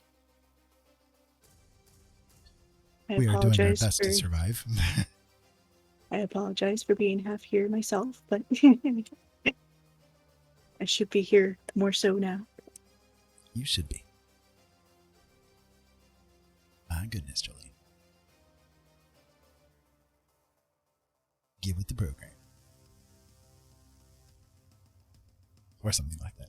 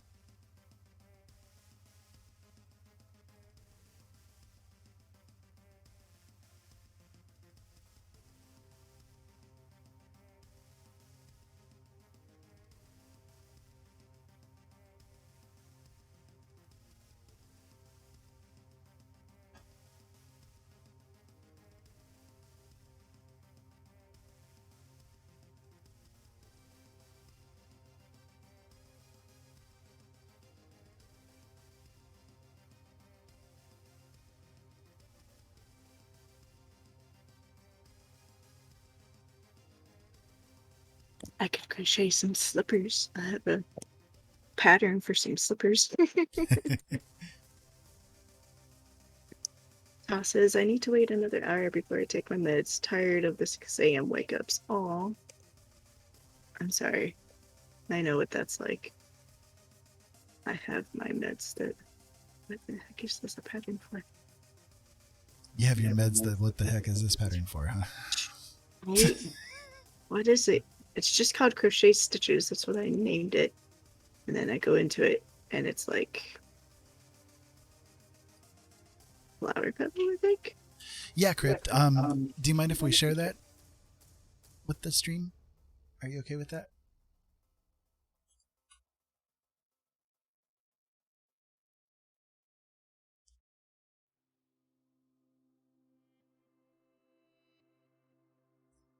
So Crypt says, just some of the things I do. Everything woodworking I make by hand. I cast the skulls and just alter them in some way. Multi-medium artist. Started as a wood burning artist. I used to do wood burning way back in the day. And like it was years ago, literally. So the kit that I had, it was one of those really old style super hyper dangerous kits. You know, I know things are a little bit more safe these days, but boy, the one that I had, it was definitely dangerous. I burned myself a good few times with it, but this is really cool. Like I love the way that you have like done things with these. It looks so cool. Like I love skulls. I love the things that we can do with skulls, you know, and like the way that you've put these together, I love it. It looks so cool. I love dark art, you know, like any kind of dark art. I'm so into. And then here's your. I dig the bottom left one the most. The bottom left skull. Of the previous picture. Yeah, I like that one a lot too. And then Crypt. On the next picture that I was showing, the top right coffin, the brown one. Did you share that elsewhere? I feel like I've seen that, but maybe I'm wrong. Have you shared anything on, I think it's Visuals Discord? If not, I've seen someone post Tales of the Crypt. Yeah, there you go. I swear I've seen. Yes. Okay, so that must be you then. Okay, because I saw a coffin on there recently, so I was thinking it looks just like it, so I was assuming. It is so cool. I love the pink and purple one, the top left one. I love how that one is. Man, these They are look really good. fabulous. These are fabulous. Thank you so much for sharing these with us. I love it. So cool. So very cool. Yeah, please, everybody that would, if you guys are artists, you know, and I mean, any kind of art, any medium, please share it with us. We'd love to ogle at it for sure. Oh, in real life, your nickname is the Crypt Keeper. I like that. That works. That works. Do you sell any of your pieces? Or do you just make them just because or whatever?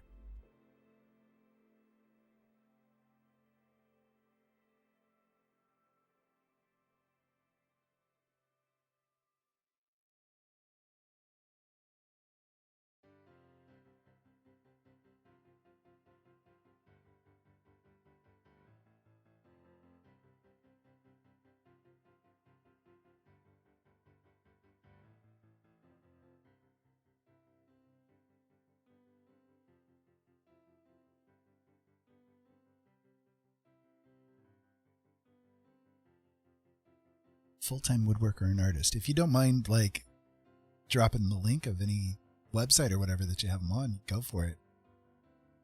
Yeah, feel free. Feel free. You can do it both here in Twitch or even on our Discord. Yeah, Feel free. totally. Do you stream at all yourself? Going to your page. Seeing if you do. Looks like you do, but do you do not? Oh yeah, it looks like you do, don't you?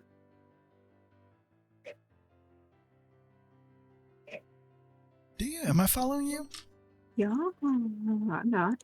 I am now. I'm following you now, Crypt. If I'm not, I'll hit it for sure. Yeah, I'm not. Well, now you got 2 new followers. So there you go.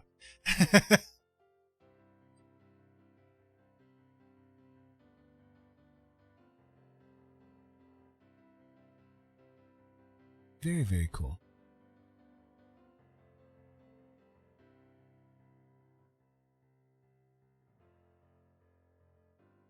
And that's how you sell yourself. Congratulations, you've learned marketing. No, seriously, super cool. We'll definitely follow you and try and catch your streams. Really, really cool stuff.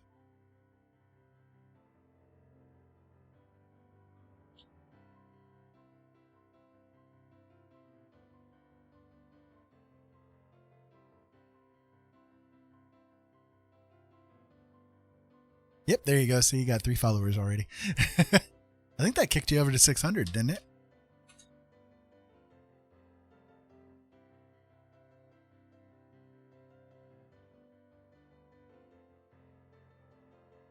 Oh, close. 599.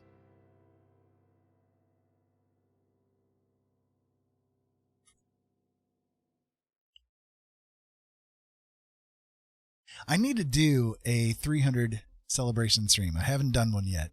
I hit 300 yesterday, and I thought about doing something today with it, but then Jillian and I got a little distracted and tired, and we started late and stuff. Robin said, "Wait, I got you." Oh, so Robin's cool. hoping you reach 600. There you go, man. Awesome.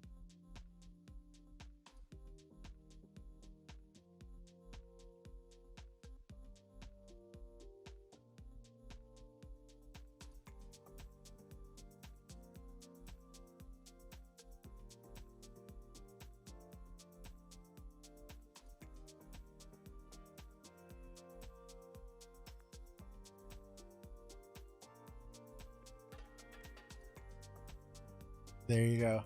Congratulations on 600.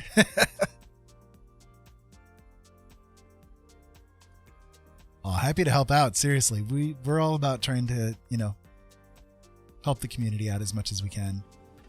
The community has been so good to us. We just want to give back as much as we can.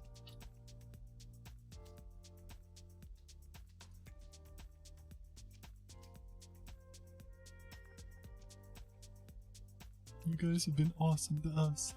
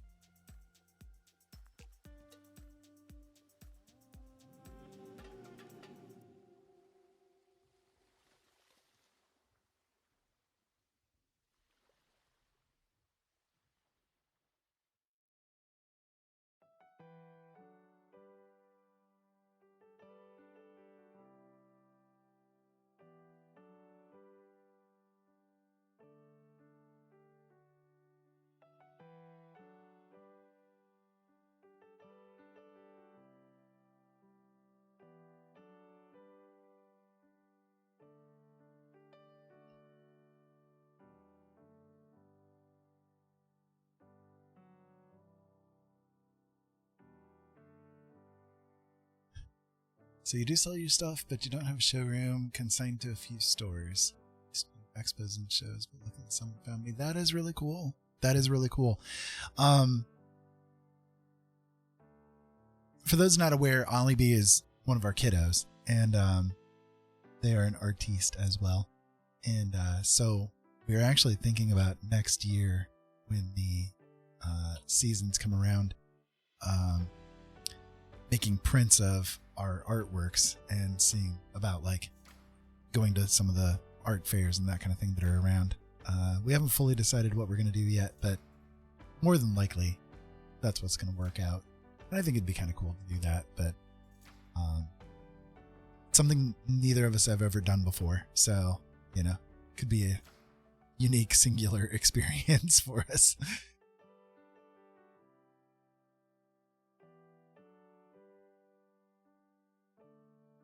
I'm at the point right now where I am absolutely hating this face. Trying to work it out.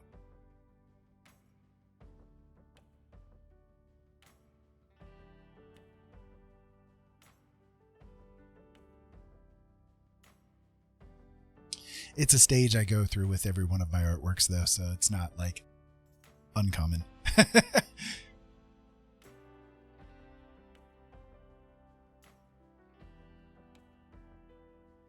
Like, this is a thing for me.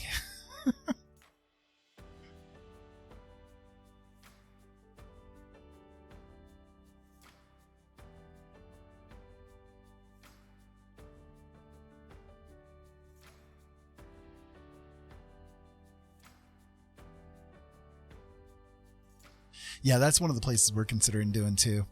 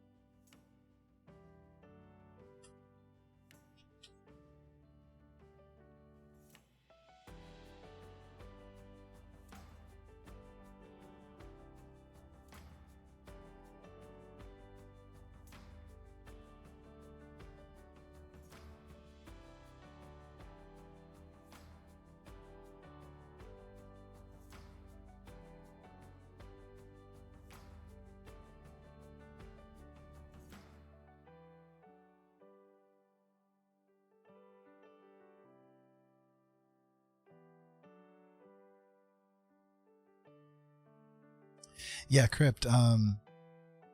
Her daughter Amanda is Chastity here in the chat room, and she does a lot of the stuff up there in the Fort Wayne area for art. Helps to organize stuff and all that.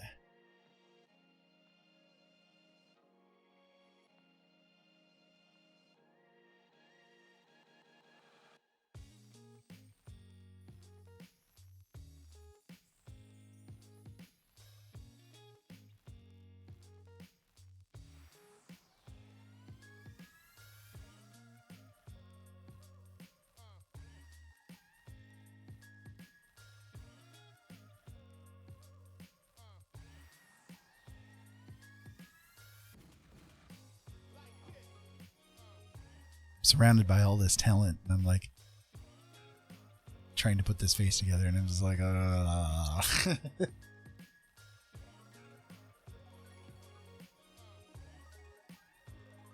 torturous.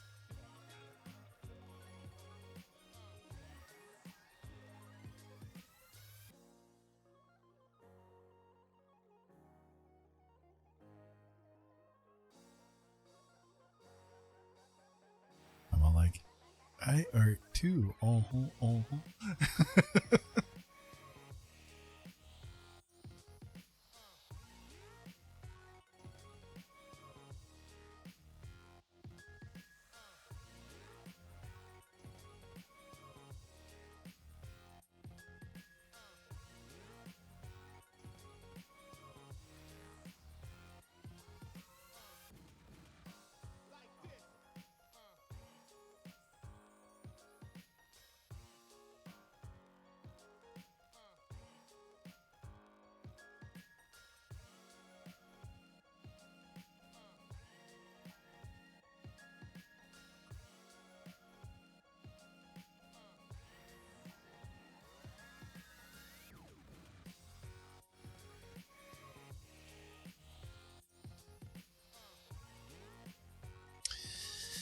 Yeah, see, I thought so. It's the lips that were bugging me.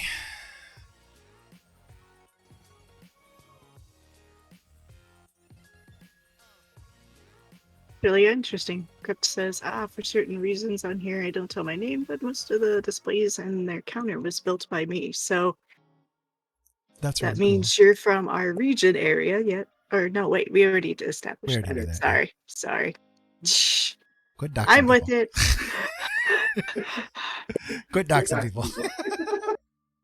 Low oxygen, can't breathe. I'm sorry. You'll have to pardon my wife.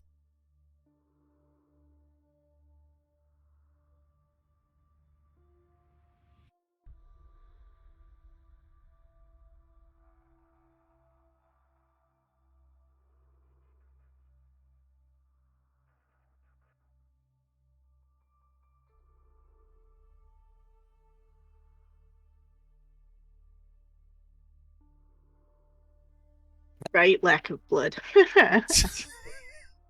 So did you ever do anything for like any of the, you said festivals? Did you do anything for like Johnny Appleseed sometimes?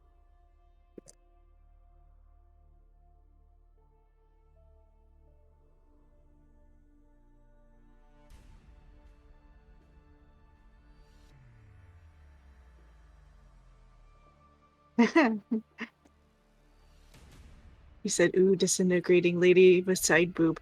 Yeah, Todd, that's a picture of his you could buy actually if you want. Yep. You can stare at that disintegrating lady with side boob all you want. I've actually already sold one print of that one too.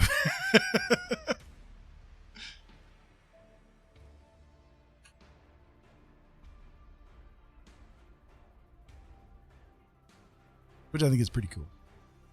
No, you're front top. I was teasing. But yeah, it is a good one. And poor. Yeah, us too.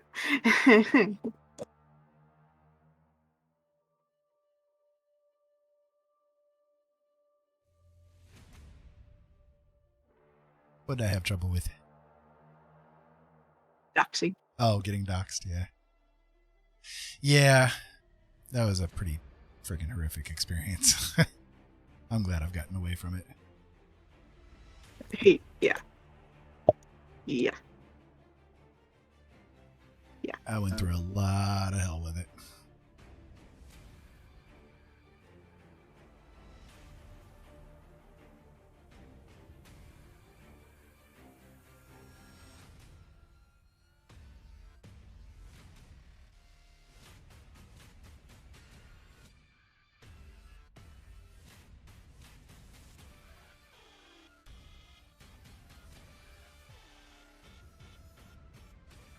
Was, without a doubt, a horror show. Of course, at the time we lived like in Fort Wayne, we openly did mention, yeah, we live in Fort Wayne.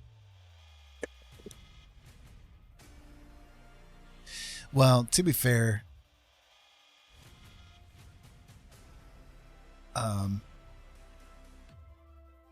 some of that was not us saying that kind of stuff. It was other hosts. If you get my meaning.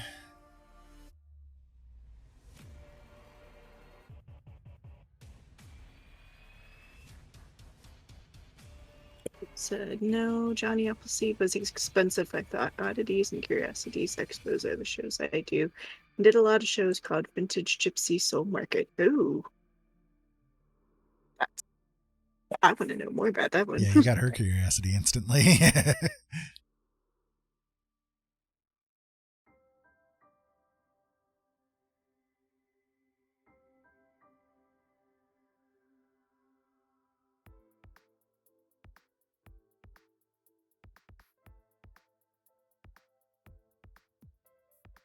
How to get Jolene's curiosity. Right there you go.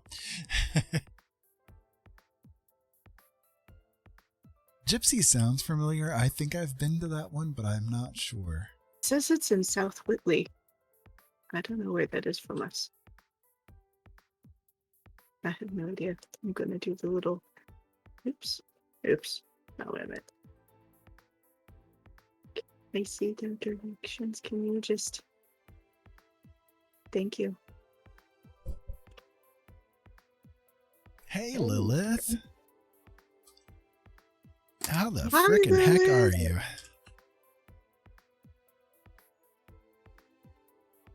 How the frickin' frack are you doing? Okay. It's west of Columbia City and north of Huntington. Just got off of work, so damn dead. Oh, I'm sorry to hear that. It's not good. No. Sorry you're so tired, Lilith. You're not allowed. No.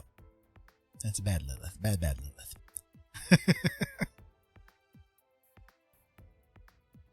So I can show you Lilith. I did a thing.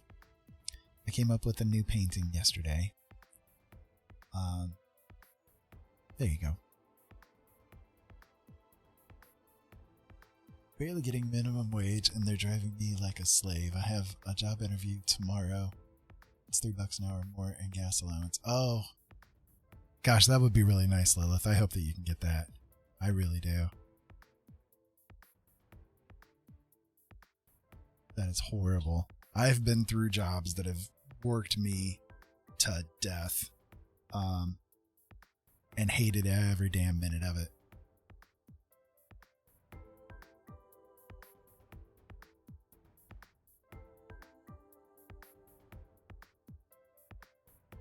I just started this one here about an hour ago. We've been doing a lot of gabbing and stuff, so I haven't gotten very far with it, but I don't think it's too bad so far. Wasn't sure where to go with it. I was just kind of like laying out the random. You know how that kind of thing goes with me. But yeah, I don't think it's too shabby so far.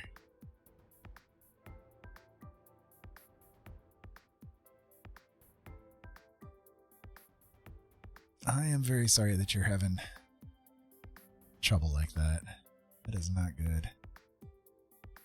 Okay, so Robin said, unfortunately, I just had a 15-minute coughing fit and I'm going to have to go get my oxygen, so I will have to say goodnight. Okay, Robin. Much love to you, Robin. Please so try to get sorry some that rest. you're, yeah. Please sleep well. Know that we love you. If you need us, we're here. But in the meantime, I love you, sister. Breathe. Breathe. Please breathe. Keep breathing. But we love you. All right, so everybody please send some healing love over to Robin. Please send some healing love over to Lilith. Please send some healing love over to Jolene. All these ladies having all these issues. You guys got to take care of them. Let's make sure they're okay.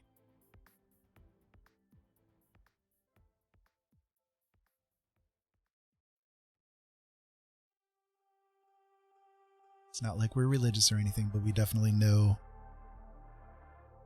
that good vibes make a big difference.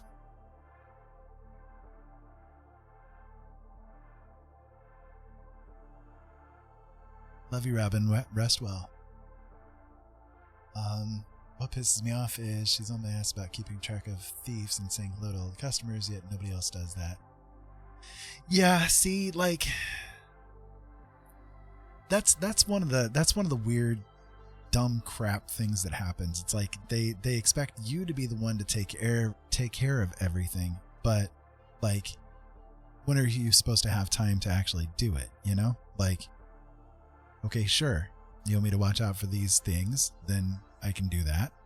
But if you want me to do anything else, then I'm not going to be able to do that, right? So if something does happen, well, that's not my fault.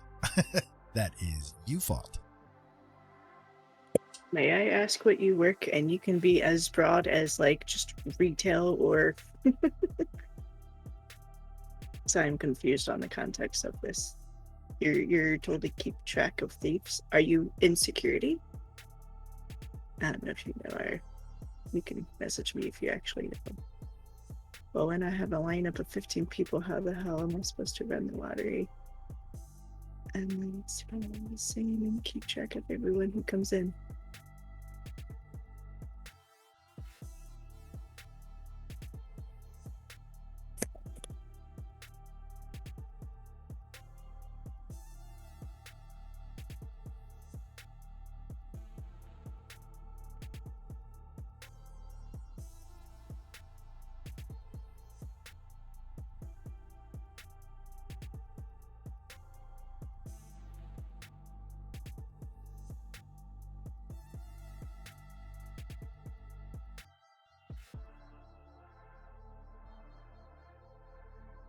You work at a gas station.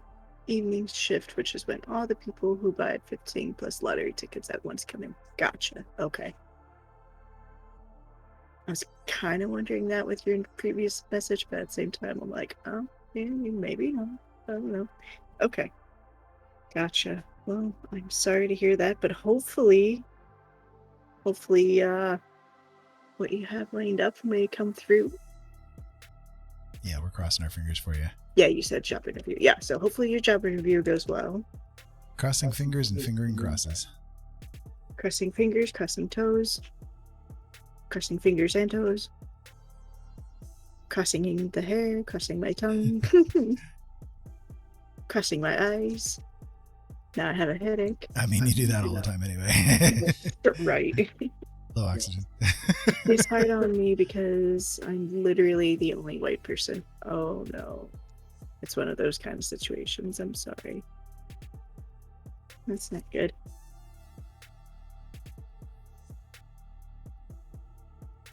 No, don't give yourself a headache. All's good. I already have one anyways, but Yeah. I didn't. She's It's been all having good. a lot of issues today. Again. Okay. One day it'll end. Sorry, I went on a rant. Julia gets on my nerves today. No, feel free. Yeah, rant away. You That's know, what this place is for. if it'll help, you can spend your splat points. Ira's got a new thing where you can have him rant about whatever topic you want for a whole minute. So if you want him to rant about your job for you, he can. Or stupid people wanting to get 15 lottery tickets and then I'm sure standing right there scratching them all so that they can use the lottery tickets to well, that's scratch offs I'm thinking of to pay for their order, their whatever else they wanted, their pop and hot dogs and anyways, the point is it's there. That's what I'm trying to say. Should anyone want to wish to me? Yes. It's already been used once today for Halloween. what was it? Halloween, yeah, that's right. Christmas being taking over Halloween. Right.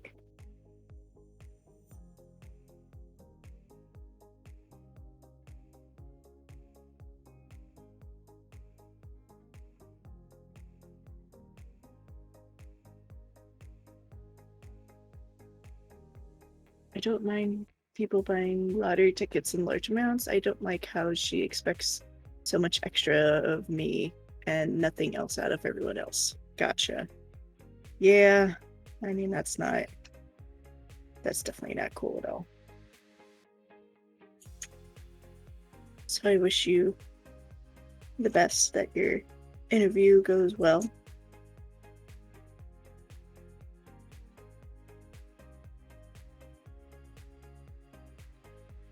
It's going to go great. It will.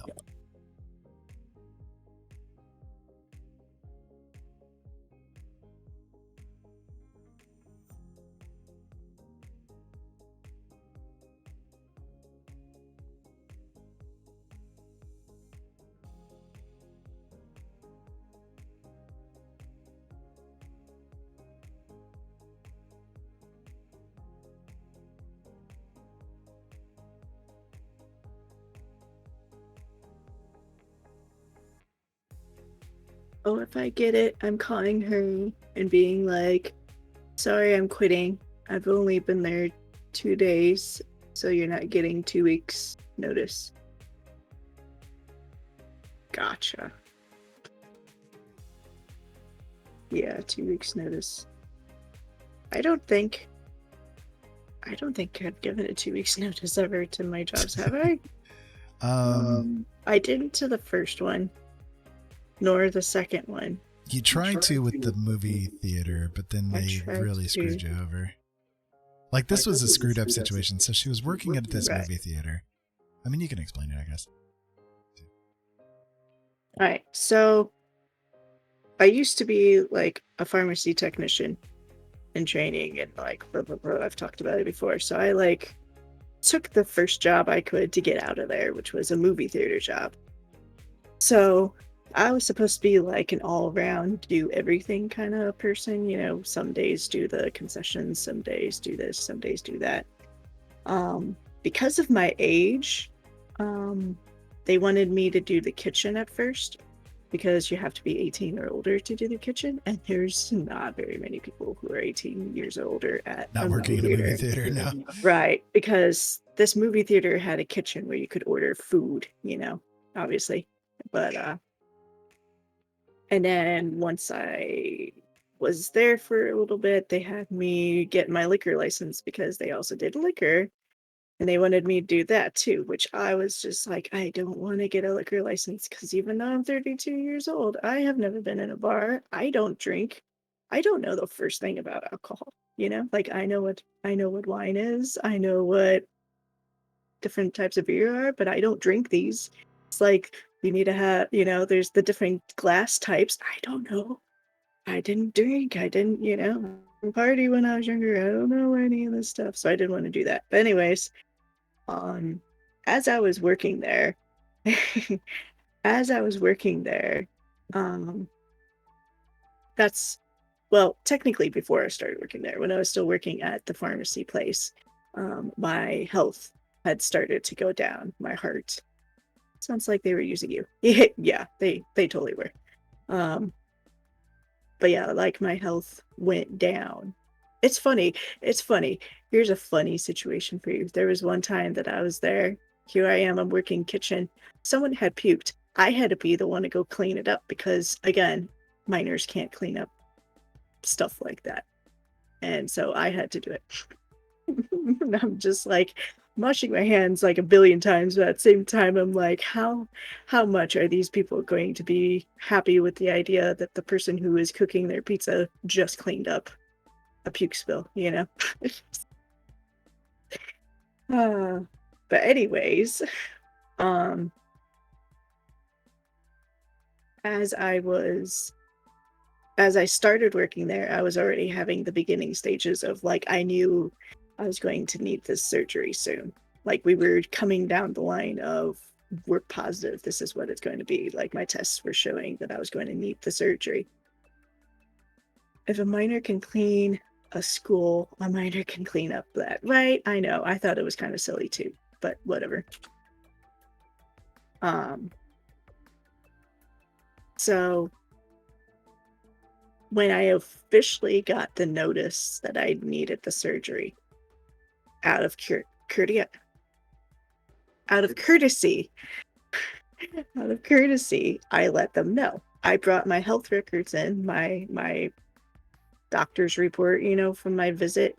I brought it in to show them so they didn't think I was full of it. Because again, I'm working at a place with a bunch of minors, you can only imagine how many of them would probably come up with the stupidest, reasons not to come in, fake stories. Here, I'm trying to be nice. I'm bringing in proof that, in the future, I'm going to need the surgery. Not only that, but I'm also suddenly needing more accommodations because I already had oxygen at home, but now it was definitely put in that I had to wear it during the day anytime I went below 87, and I had to carry it on me at all times. 87 being her oxygen levels. Because 88 is my normal. 88? Yeah, 88 is my normal. So anytime I got 87 or below, I had to wear it. Because especially at this job, there's stairs going up and down, and stairs with tricuspid atresia is like the worst. And more than once while I worked there prior to me doing the oxygen thing, my oxygen plummeted to like the 50s. And I took a picture of it and everything. Like it stayed a stable 50s. I'm like, I'm not feeling good. And I check and I'm like, oh, that would be why. So I had to have it on me at all times. So suddenly, because of this, I can't do kitchen anymore, nor could I do the liquor license. Thank God. I had like just gotten my liquor license too when I got this message. So I was like so happy. So they had me either do the, tickets or the seating. And so like a week after that happened, they had come to me, the management had come to me and said, how long is it going to be that we have to accommodate you like this? Till I get my surgery, maybe? I don't know. And they're like, we need to know how long. So I contacted my cardiologist. She gave a vague description of how long I'd need it. Because again, we don't know, because I'm going to need it up until my surgery. And then when I have the surgery, I'm going to be out for a little bit of time, undetermined time. And then after the surgery, it's kind of, we don't know yet. I haven't had the surgery. We don't know how I'm going to fare. So the management was still like, we need a better time frame of things, because it was she, again, like I said, just kept it very vague, just as at the time being, So then she wrote down, I'm trying to remember. I think it was because at the time we knew for sure my surgery was going to be in September of that year, which it ended up not being, but we ended up switching it because we moved to where we're at now. So this was in 2019. So 2019? Yeah. Duh. So, right. Well, it bit him in the butt because not only that, but so they demanded I get a better note. So I went to my cardiologist again. I need a different note, one that gives a more definite time frame. So then I get the letter from her. Said basically I wasn't supposed to work and for the next 4 months or whatever, however many months it was until September at that point. Yeah, it was And like then 4 months. And then it also said I am not to work in the meantime. So she literally just put it right on work Yeah. restrictions. So I called the cardiologist and I was like, I'm just making sure this means what I think it means. And she's like, yeah. She's like, if your job is pushing you to figure out for sure the soonest availability that they can make you work hard, you don't need to be working there. I'm sorry. She's like, I don't know your circumstances, but you need to think of your health first. So I gave that letter to work, and as of that moment I was without a job, and I didn't work there long enough to get on FMLA. So yeah. Tell me you gave them the bird. No. No, I didn't. It's all good. Because technically, okay, so it was the management that did it, but she is like the most depressed woman. Like, I could tell she hated that the upper management was pushing her into doing all this kind of thing. Like, the management people were really laid back, stupidly laid back, with the exception of this one lady. But she was just so stressed out because, again, she's the head manager of the whole movie theater. So, like, any bad issues come to her, and she's always got to be the bad person, and blah, blah, blah. Plus, then management's coming down her throat. Like, she was, yeah. I felt bad for her, is pretty much what I would say. But no, I didn't give them the bird because it wasn't her that was wanting the time frame. It was the management above her, the overall umbrella of the Right. company. So And then it continued on after Jolene left. Then we started getting messages from the corporate. Remember that? Do you want to go into all that? I'm not sure what you're alluding to. You know, like them contacting us and telling us, oh, well, we still need the information about when you're coming back. And even though you at that point quit. And, yeah, even though we both had given the agreement that I was quitting because, again, I don't have FMLA, so I didn't qualify for anything. And yeah. Yeah. So it's because of that. Yeah, they came after me. Yeah, it was just, it was crazy shit. So because I now had this note saying I couldn't work, that's why I got myself on disability. And because of that letter she wrote, is pretty much how I got on it as quickly as I did. Because usually it's a pain in the ass to get on disability. But like I said, I literally had a letter from my cardiologist saying is not fit to work and cannot work. So even with that, it was still a bit of a pain in the ass to get the disability started, even though her condition, her birth condition, is literally a disabling condition on birth. Right. Like there's a huge thing. Like if you ever try to get on disability, there's a list of conditions that if you have any of these, you are automatically put on a fast track and you should be able to get it. Like it's still not a guarantee, but it should fast track you to getting checked quicker because you should be qualified. Yeah, what was it called? It was like compassion. Yeah, the compassionate allowance. Yeah, compassion allowance. So, tricuspid atresia. So, like, the specific condition I have is on the compassionate allowance list. So, the only ever complaint I ever had about my favorite movie theater, well, two.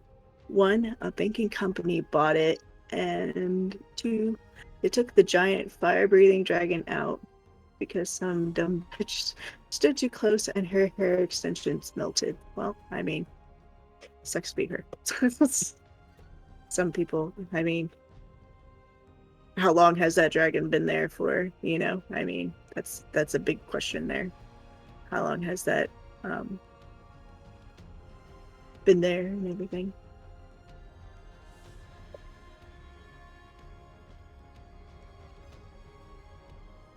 Yeah, the movie theater I worked at, like, it itself was fine and everything. It's one of the better-ish movie theaters, would you say, hun?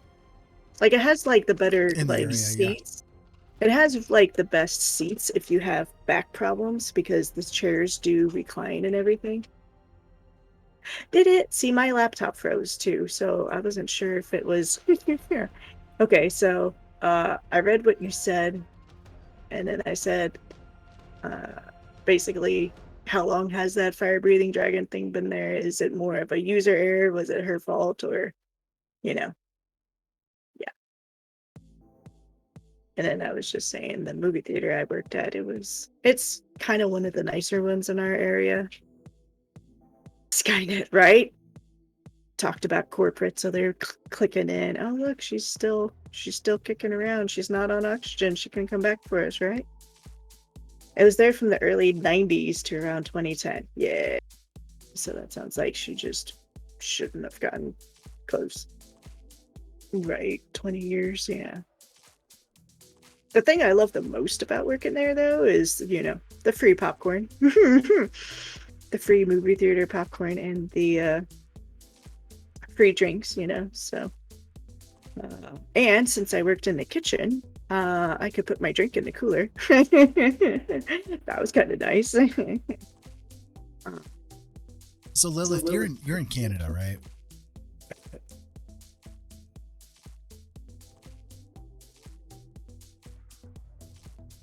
And then said, well, if they hadn't put that extra walkway there, then people wouldn't have been able to get that close. Gotcha. How And does the disability thing in the UK, Canada area work? Like, I know for us, there's certain conditions that you have to work in, and then you apply for it, and most of the time you'll get denied multiple times. I can go into my story about what happened with me, but I'm just curious how it works. Yeah. From The experience. UK, I don't know. Yeah. Canada is not the UK. So I know. I'm saying Canada, UK, all that kind of stuff. I'm always curious as to how it works in the other countries. oh, okay. You're just including it into the fact that you're curious about how the other countries do it. Right. The welfare Irish people get around 1,200 plus, and honestly, super easy. Gotcha. So there you go, baby. Maybe we should move to Canada. I mean, correct me if I'm wrong, isn't food prices where you're at a little bit on the spendier side? I thought I heard that somewhere, that food prices there is a little bit on the higher side. I don't know if you More can reliant confirm on that. other countries. Yes, but that's why they get more. So it's higher, but at the same time, it pays off. So Do you know, is the amount of disability money that people get, is it like based on their incomes that they had earned to that point, or is it like just kind of a flat rate sort of a thing?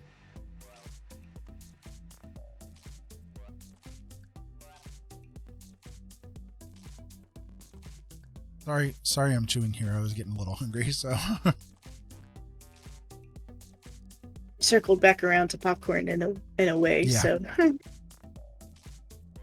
Gotcha. flat rate depending on your conditions and other factors. Gotcha. So it doesn't matter what you worked and how long. It's just a...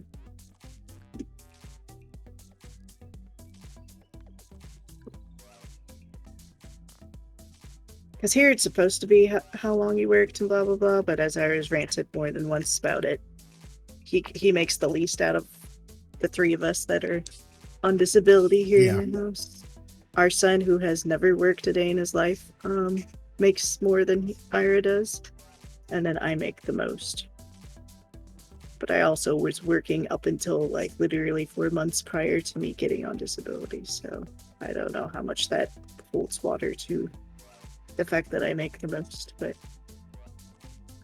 if you're on employment insurance, it's based on what you made. So here's the thing that really sucked. Okay.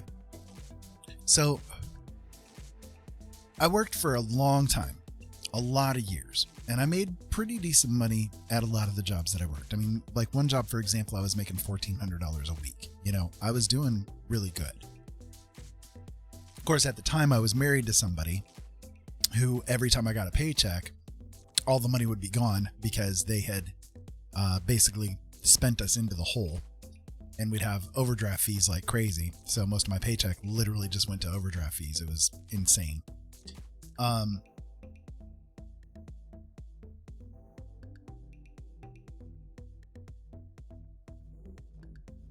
Gotcha. Okay. So how it works here is that you have like certain quarter credits that you accrue during your working period. So for every quarter that you work, you get X amount of credits. And so the amount of, if you were to become disabled, the amount of disability that you would get is based on how many credits you had accrued previous to it. But they like only go back 10 years worth of time. So it's different for retirement, but that's how it works for disability.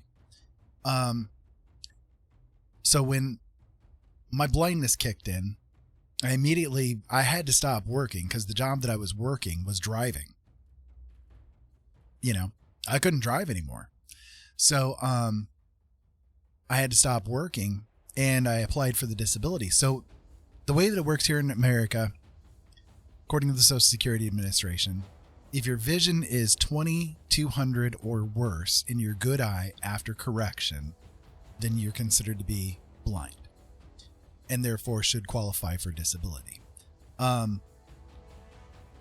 My vision at that time was 20/3600 in my good eye with my glasses on. So in other words, my good eye after correction, 20/3600, which is far, far above what the qualifier would be for blindness, right? So I went to do the application and they denied it. So I had to reappeal it. They denied that. So I reappealed it again. This time they sent me to one of their doctors. So how it works again is like, if they have questions about your case, then they will send you to one of their operatives who will then make like a determination of recommendations as to whether or not you're disabled or not. So in other words, they have to get eyes on you to be able to make sure you're not just lying about whatever your condition is. So even though I had all the medical records and everything, they still sent me to this person to go be looked at, right? Okay. So the person that they sent me to, now bear in mind again, I'm applying for blindness. They sent me to a chiropractor. I walked in, the guy's looking at my records. He's like, well, why the hell are you here? And I'm like, I don't know. You tell me why the hell I'm here. You're the ones that I got sent to, you know, like I'm just here. I'm just following what I'm supposed to be doing. Right. So of course he denied me because he didn't see anything wrong with me because he's not somebody that works with the eyes. To him, I was fine, you know? So I reapplied again. This time, the doctor that they sent me to was an optometrist, but the first questions that he asked me was about my living situation. So he's like, you know, well, I mean, where are you living? How are you getting by? If you're disabled, how are you surviving, right? So I told him, well, I mean, I live with my mom, you know, she's helping me out with the kids. She's helping me to make sure that I've got a roof over my head, you know, because I can't afford to do anything. I'm literally broke, you know. I've been disabled now for a few years and you guys keep screwing me over, you know? So what am I supposed to do? So he told me, before I walked out of his office, he told me that he was going to recommend that I get denied because he did not feel it was right for a man to be sponging off of his mother that way. So I got denied. And even though I reported that that was what occurred, nothing came out of it, you know. So I reapplied again. And this time, wasn't it this time I didn't get a lawyer this time, but I was going to if I got denied again, right? That was what it was. So I applied again, and I had to go through the application process once again. And so kind of like how it works is you can get an attorney to help you out with it, but the attorney that I talked to said that they wouldn't be able to help me out until I got denied again, and then they would be able to step in during the appeal process. So they were like, just go ahead and apply again. If you get denied again, then we'll step in. So that's what I did. And this time I did get approved. But in the meantime, it took almost 7 years worth of time for me to go from... However, you're missing one vital point of this. Yeah. Yes, you got approved, but you also got approved the same time your son got approved. So it was more of it fast-tracked both of you to get approved. Because we didn't have the issues with Seth. I mean, no right person would have, but, you know, yeah, it just... The same day we got the letter for Seth was the same day we got the letter for you. That it went through. Right. It's just like, really, this makes no sense. Yeah, Lilith, no back pay because I had to restart the application process so many times, so it didn't count as any kind of back pay. So 7 years worth of time it took, and during that 7 years worth of time, I didn't work, so it only counted the 3 years worth of time worth of credits that I had accrued at the beginning stages of this whole issue. So the amount that I get is based on the amount of credits that I had on my account, which was woefully low. So I get $600 a month in disability. $600 a month. Which is literally the lowest you can make. The lowest you can get. Yeah, the USA government sucks. Yeah, it does, especially with medical and insurance and blah, blah, blah, blah, blah, blah. I'm lucky. Okay, so I've been on disability long enough now that I got switched over from being on Medicaid to Medicare, you know. And again, we don't mind talking about this because we're open book with everything, you know. We're not doxing ourselves really with all of this. And it's important to talk about, you know, it's important stuff that people really need to know happens, you know. So I got switched over from Medicaid to Medicare, and if we were not living in the state that we were, or that we are, the state that we live in, because of me being disabled from blindness, I'm on a special list. So they pay for the Medicare costs. So I'm on both Medicaid and Medicare basically. But if it was not for that, I would have another $148 yanked out of my check every month. Night, Ta. Hope you sleep good. Good night, Ta. Thank you so much for being here with us. I appreciate it. And be safe. Much love to you. Have fun. So if it was not for them covering it, that'd be another $148 taken out. So I'd literally be getting $450 a month. How is one supposed to live on $450 a month? You know, how's one supposed to live on $600 a month? We skirt the line of barely holding ourselves above water, you know, and we don't do anything extraneous. We don't go anywhere. We don't do anything, you know, literally we're just here in the house. That's it. Food, and shelter. That's literally all that we can afford to do, you know? And it's like, it really freaking sucks, because if they hadn't screwed me around for 7 damn years, denying me over and over, I probably would get a lot more, you know? I'd probably get like the 1,100 to 1,200 that I should be getting. That's what we were estimating at first, you know, when everything was first coming across, we were estimating that we'd probably get about, you know, 1,100 to 1,200 a month from me. Yeah, exactly, Ta. Because we're needing the assistance. We're just, you know, just barely able to survive. Because, I mean, even with what I make, because I make the most out of the three of us, I mean, it's still not really. It's still not enough. It's still not enough. Yeah, I mean, it's as a single person, it's livable if you don't care where you live. Right. Living in Gunshot Alley, basically, you know? Right. So it's like, it's really, it's an untenable situation. You know, it really Plus is. Plus two, it sucks too with, because we're on disability, because there's the disability, there's SSDI, and then there's SSI, and you can get on both as a disability.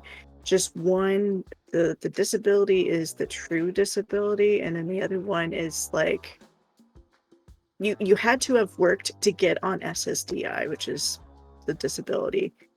If you've never worked, then you get on SSI. And what's interesting is the SSI, if you do try to work, or if you're married, then whatever your spouse makes a difference of how much SSI you get. And then also if you work, that will also make a difference of how much you make. And it'll, you know, it's kind of a thing where fluctuate. for every dollar you make, you get $1 less from SSI. Right. It's basically how it works.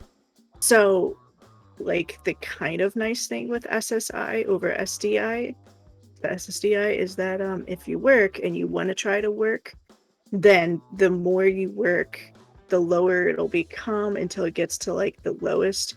And then once they see, I think it's like 3 months or something like that. If you work steadily for after 3 months, then they cut you off. Then you'll be cut off from the SSI, so that if it doesn't work out, you still have the fallback. Whereas with SSDI, disability, what we're on, we have a limit of what we can make, which is the same technically with SSI. There's a limit of what you can make before they start taking away. Now with SSDI, there's a limit of what you can make. Once you reach that threshold, if you go beyond that, so like, and this is the total income, not just what you're making in general.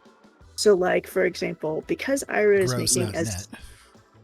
correct. So because Ira is making as little as he is, he has the potential to work a job and make more at that job than I, because I am making close to the max of what you can make while on the SSDI because of what my SSDI amount is. So like if I were to get a job, I could only work like a day or two a week, and still keep my SSDI. And if I were to get over that threshold, they don't lower your SSI or SSDI payments. They cut it off completely. So that means you go from making over 1,000, because I make over 1,000, you know. So you go from making over 1,000 and then you're working at this job trying not to lose it, to suddenly now you lost a whole 1,000 and you're only making whatever you made before, you know. And there's no gentle glide down. You can make 400 at the job, it'll cut you off, and suddenly now instead of making 1,400, you're making 400. That's it. Right. You lose that 1,000. Whereas with SSI, like I said, the nice thing with SSI is it slowly goes down as you make more. Yeah. So the more you make, the less the other one goes, and it, you know, they gradually go back and forth until you meet that threshold. Then they'll cut you off. So I mean, it's like it's stupid that the SSI has that, but the SSDI doesn't have that, because you would think that they'd want you to slowly lose that, not just be like, oh, you're disabled. Oh, apparently you can work. Well, Apparently, you're no longer disabled. yeah, You're done. yeah. You know. Well, fuck you. We're taking your shit away. Now you got to reapply to it again and go through this whole Right. rigmarole again. Whereas, And then if explain why you were able to make it before, Right, yeah. Because the stupid thing too is it's like, okay, if you're on disability, just because you're on disability, yes, it means you can't work, but there are certain jobs out there you could. So, for example, if you're deaf, you can make disability because it's hard as a deaf person to have a job. Communicating is such a huge thing, you know? So, if you make too much and you suddenly lose that, how do you fight that? How do you fight that if you're deaf? You can't call them. And you go in, you have to converse over a paper or have someone come in who knows ASL to sign for you, because otherwise you're not going to be able to talk back and forth, So it's like, I knew someone at the when I worked at the hotel who was deaf, and that was one of the things that happened to her, is that she could only work a certain amount, and this hotel kept pushing her to work more, and so she finally had to quit because she's like, I can't risk it. I can't risk it losing disability, because again, there's no slow teeter down. It's just you either make it, or if you go over, they don't really give you much of leeway. It's like, oh, we see you now make over this amount gross, so now we're going to cut you off, And obviously, working as a housekeeper at a hotel is not enough. Not making a squat. Be substantial. Yeah, exactly. Especially too, because not only was she deaf, but she was also fighting cancer. Yeah. 2 reasons to be on it, and yet could still lose it just because she was trying to work and trying to keep extra money coming in. Because again, cancer treatments aren't the cheapest thing, and blah blah blah blah blah blah. Just more reasons to just trying to make that extra buck. So it's like, I guess the one advantage of me being disabled due to blindness is that compared to other people who are on disability, I can actually make more per month than what. Like, so Jolene, being the type of disabled that she is, she could make, I think the threshold is you can make like $1,400 a month before you lose it. I think it's 16. Is it 16? Okay. Because it's a little bit more than what I make, and I make 14 basically right now. It's a little. And so for me, if I was to make income, then my threshold is like $1,900. So for blindness, it's actually like $300 higher of a threshold, which I don't know why they worked it out that way. It's really weird. You're blind, so you get to make extra money.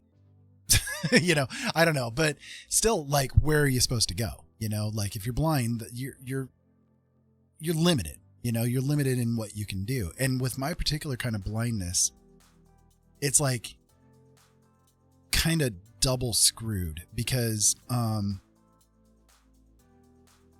there are days where I see worse than others.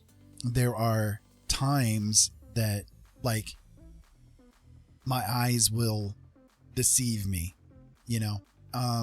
so I have to go around with a cane all the time, because I face plant into walls all the time. Either face plant into walls, or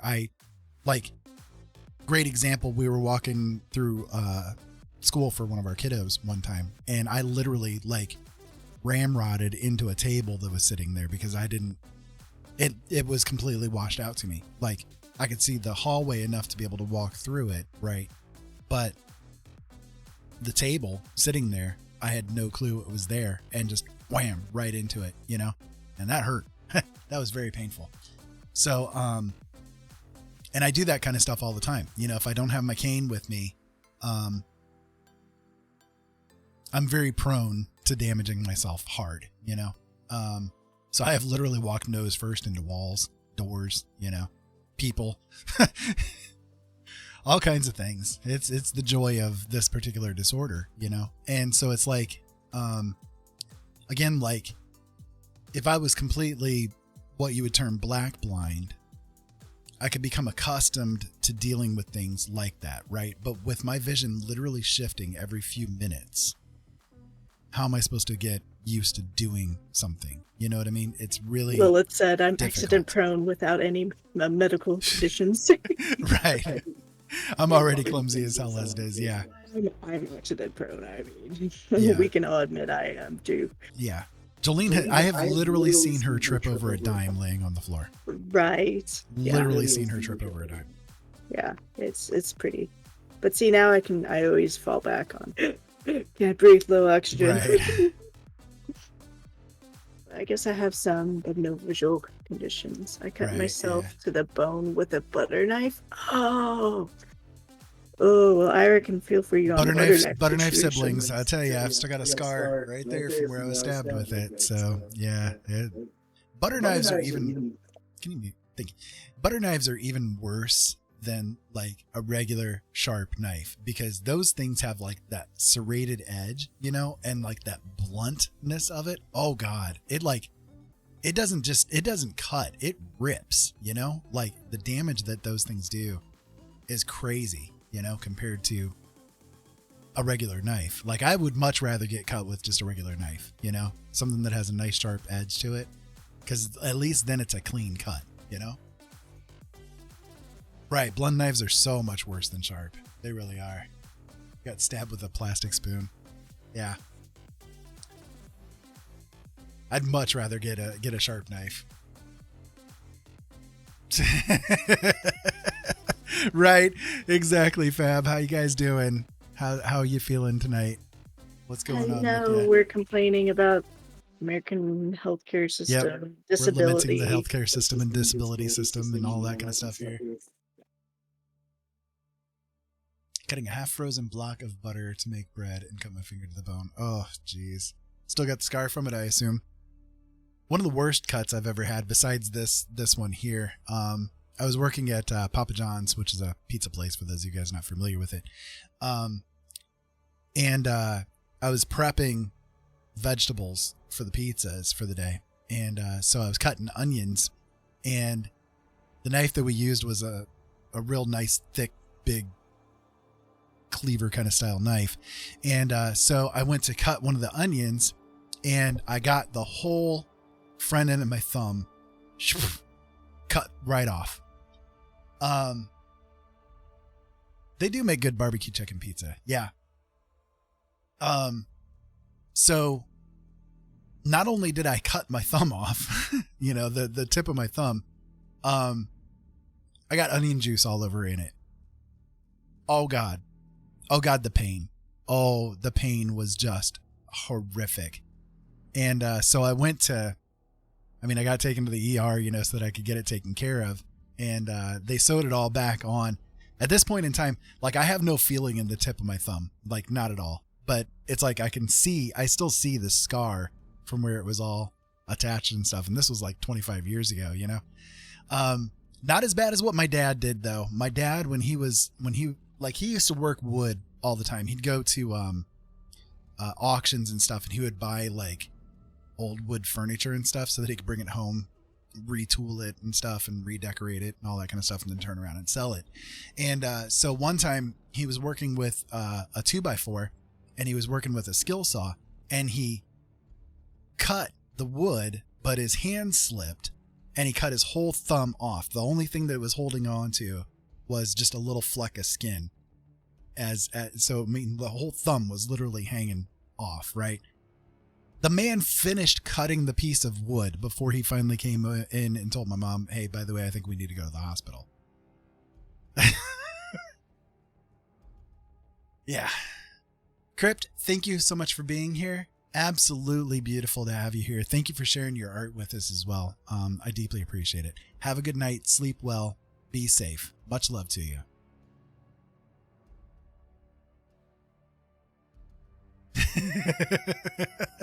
I love that accent. Okay, let me catch up with chat here. So feeling like poo but better. Fucking healthcare. What healthcare? Right? Yeah, exactly. Nearly did the same with the same damn type of knife at Papa John's and Little Caesars. My goodness. Yep. So we all are stab brothers and sisters here. We have doctors who don't give a fuck and tell you the pain is all in your head. Right. Yeah. I mean, it's like, you know what's really sad? Like until 1986, specifically even the year 1986, it was thought that babies do not feel pain. So any surgeries they would have, they would not give any kind of anesthesia because babies don't feel pain. What? What? And 1986, like that's 15 years after I was born, people, like what kind of archaic society are we living in here,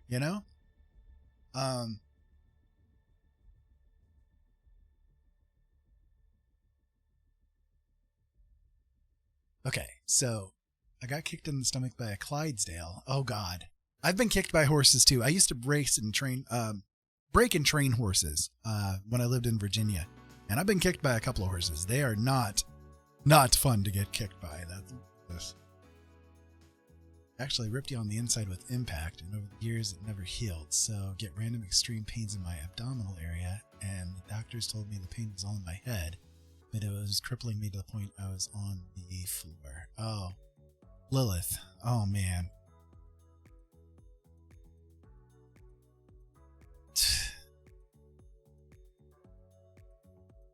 That is insane.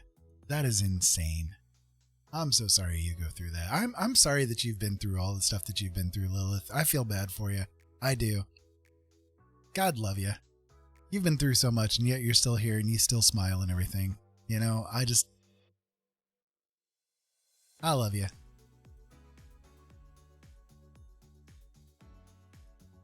I have in my arm. Now I've never broken a bone. Thankfully, surprisingly, but I did have an accident where I fell really hard, and I actually have like a bone spur that is like, I don't know if you guys will be able to see it or not. There's like this lump that's right here. That's where a piece of one of my pieces of bone basically broke off, and it floated right here, and it's kind of like infused itself into the bone right here. So that causes me a lot of ache here and there, but at this point, the only thing I deal with is the eyes and whatever pain they want to do. Like I've always got a headache because with the swelling of the eyes, it presses on my optic nerve all the time. So I always have a headache going, at least a low level version. The arthritis, which right now I'm dealing with a lot of pain in my tailbone because I think I bruised my tailbone and it really set my arthritis off. We've had to spend a lot of time in hospital chairs of late. So those hard chairs just tear me up. And then I've got the fibromyalgia. So it's like it sucks because the fibro and the arthritis sort of play off of each other. When one is hurting, the other will get triggered in opposite direction. It just sucks. But thankfully, that's kind of like the most of what I deal with at this point in time. And I hope that it doesn't progress from there. But, that's enough.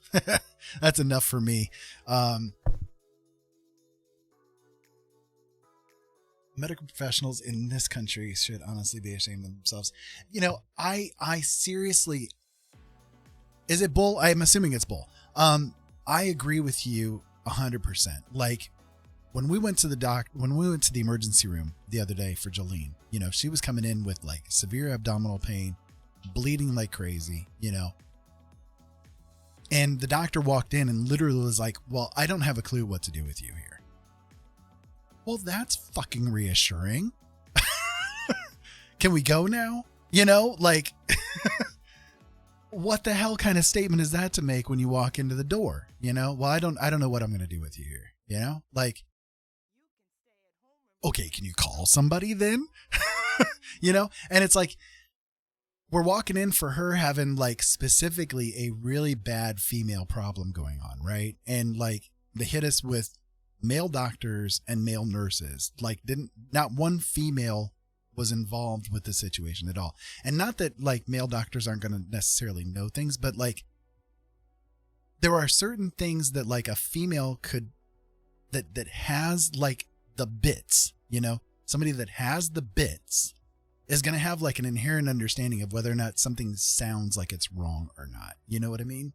Like me as a guy, I'm not going to look at a woman who's having the female issues going on and be able to say, yes, I know exactly what you're going through, you know, because I don't have the parts. I don't know, you know, I've never had that experience.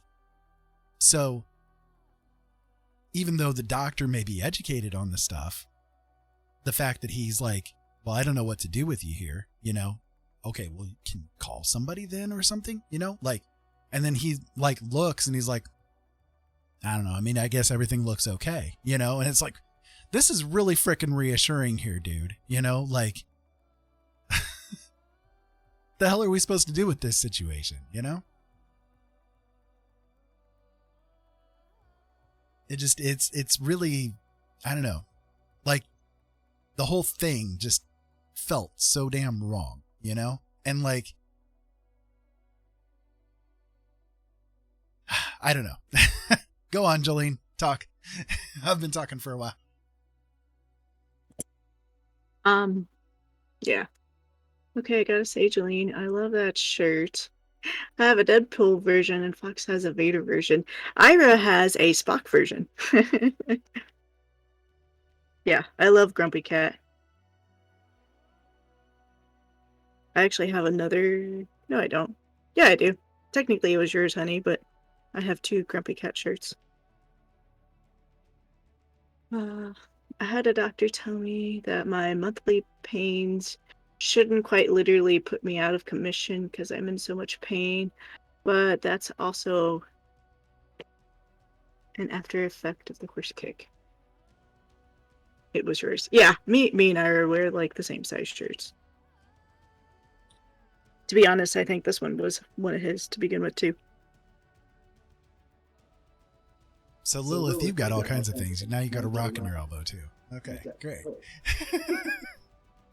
You ain't natural. You ain't natural. Male doctors have historically put me through the fucking ringer when it comes to my reproductive parts. It takes fucks getting stupid with them for them to take me seriously. Yeah, and that's really sad. Like, I think one of the most annoying things that like Jolene and I have experienced with stuff is like, okay, with all the issues that she's got, you know, with the heart condition and everything, like she's literally been told, don't have kids, it's going to kill you, you know? So like for the longest time we were looking at like what we could do for her so that there would be no risk of pregnancy, you know? And so,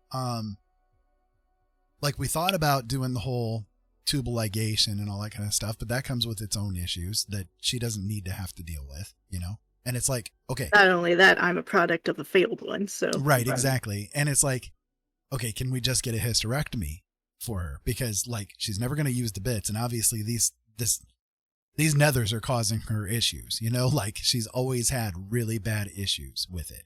And, they're like, she would have to get permission from me to get it done. We're not in the Middle Ages here, people. Like, this is not the Dark Ages. She does not need my permission if she has a part that's going wrong and needs to be taken out. She does not need my frickin' permission to get it done. You know? Like, that is... I think that is one of the stupidest things I've ever heard in the American healthcare system, that this is the way things are. And it's like, by law, that way, you know? By law, it's that way.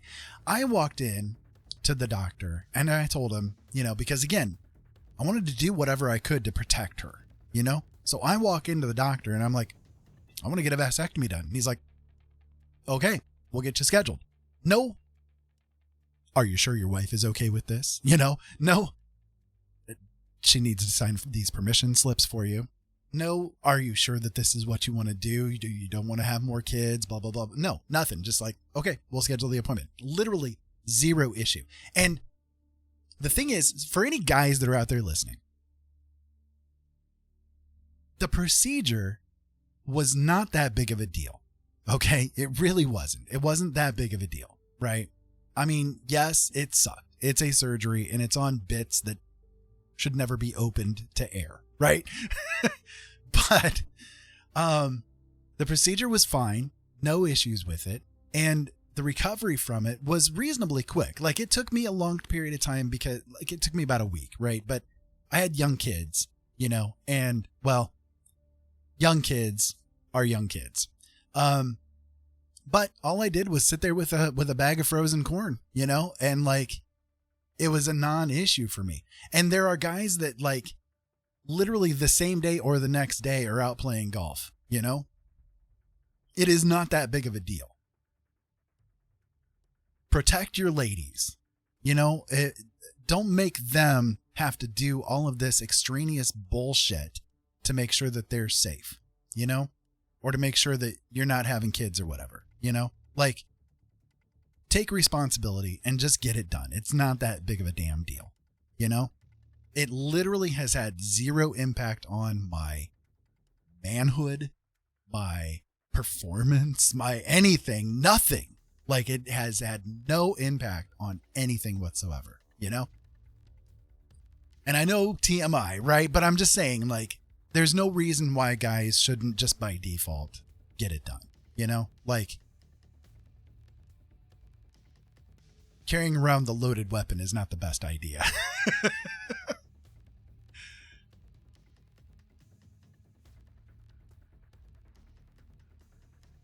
I mean, okay, I could see being a heavy duty mechanic, you'd have to have a little bit of extra time, you know, to make sure that you're doing okay, right? That's a job that you don't necessarily want to have to go like, okay, yes, I'm going to go back in the same day after I get these cut open and all that, you know, but still, I mean, within a week, you know, but like every woman that I've ever known that's had like the whole tube hole done or anything along those lines, I mean, they're down for a long while. Like, it takes them a while to recover, you know? And on top of it, it's not necessarily that safe of a thing for a woman to have done, you know? Yes, they've been done a lot, but how many things go wrong with it, you know? A lot. A lot less goes wrong for a guy getting it done than a girl, you know? That's my point. That's my point.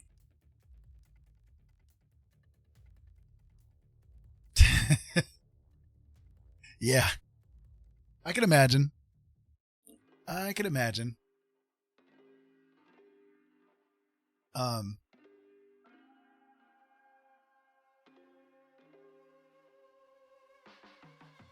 Doctors tell you nothing is wrong with your shoulder, but it sits quite literally 2 inches lower than my left.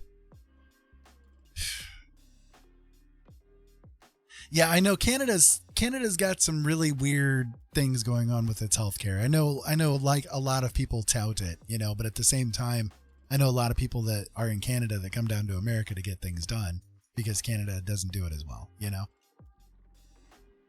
It's such if we had like the cheap / free that you guys do up there while still, you know, having some of the advancements that we do around here, it'd be nice, you know. But I don't know. There's so much that could be done better, you know? Right. It's not 1940, bull. It seriously, it's like, I don't know. I mean, the whole thing with it really, it's all harkened back to the days when women were property, you know? And it's like that, even with all of the advancements that we've had in the rights of women, which should have been there to begin with,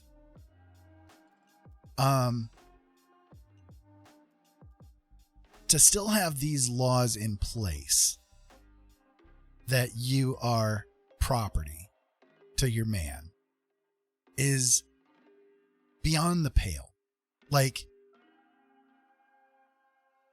there's no reason for it to still exist. And the fact that it still does shows that women have not nearly the same rights that men do. It sickens me. It really does.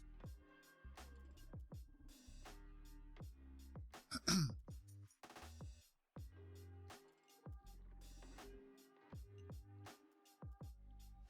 you read that one out for me, babe? Oh, I'm sorry. You're in the middle of eating something. Never mind. I can try to read it.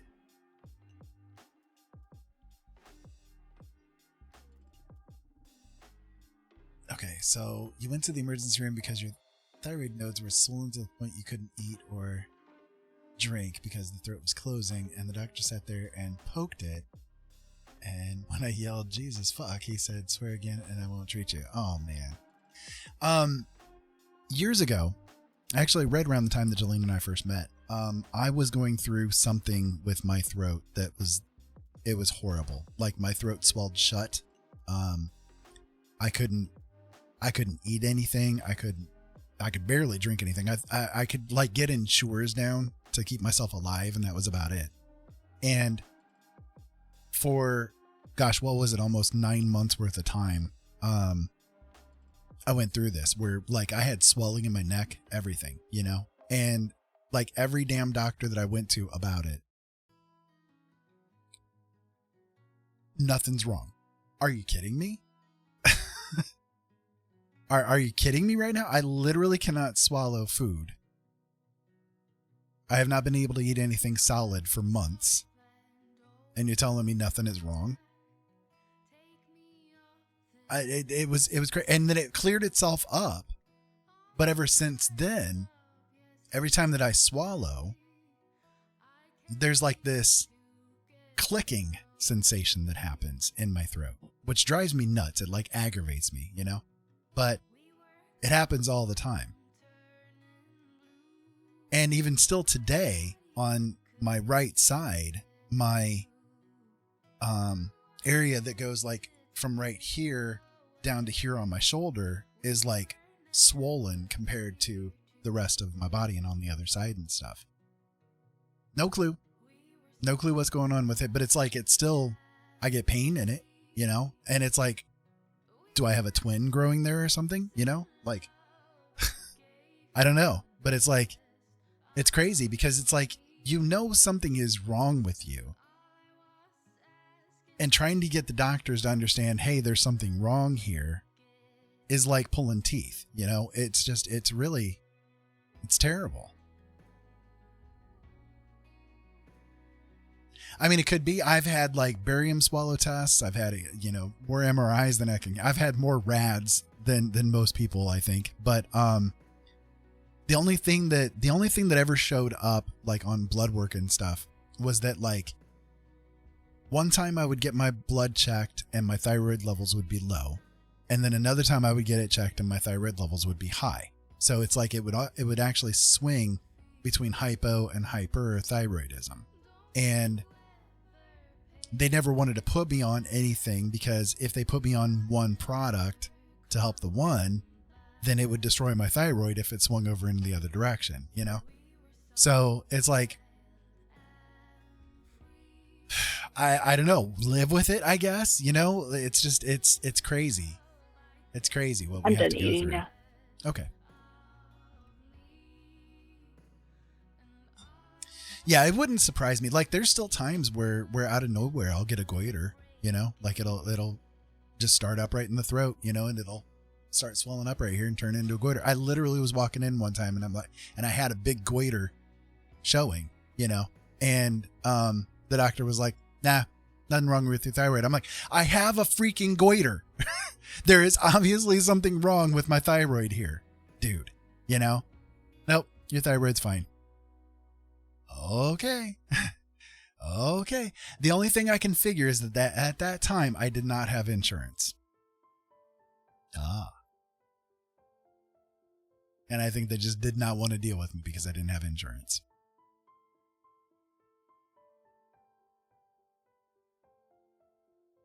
Yep, exactly. Exactly, Lilith.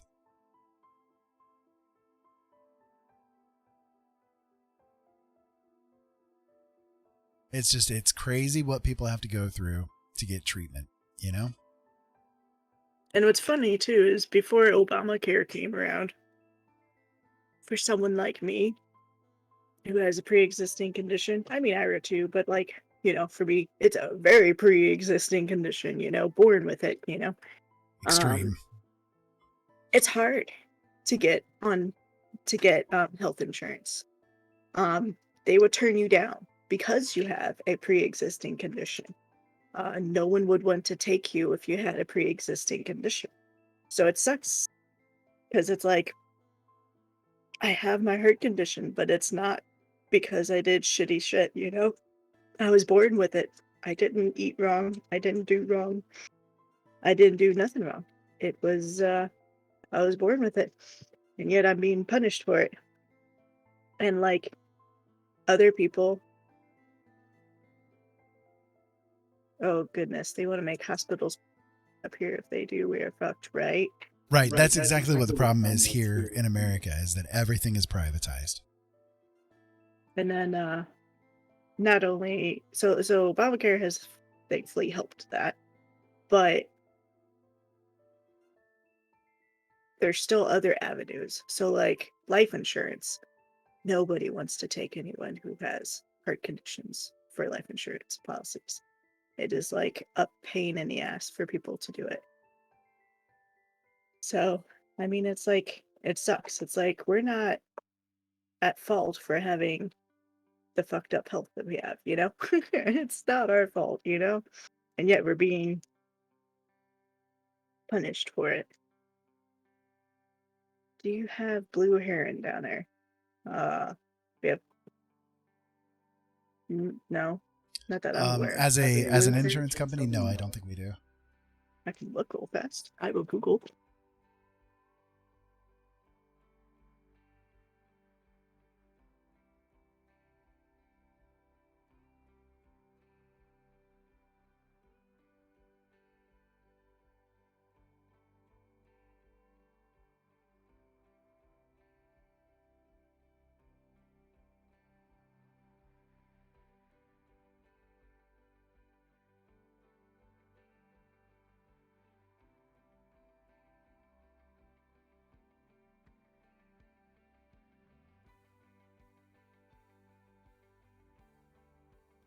Not that I see. So one of the things, It's though, not as far as coming with up. Jolene goes, is now that she's on the disability, she's actually on Medicare, so she does have insurance at this point. Do I have like the same exact condition as her? I know you kind of mentioned it and I wanted to ask about it, but does she have tricuspid atresia as well? Or just another heart condition, congenital heart defect, disease, whatever?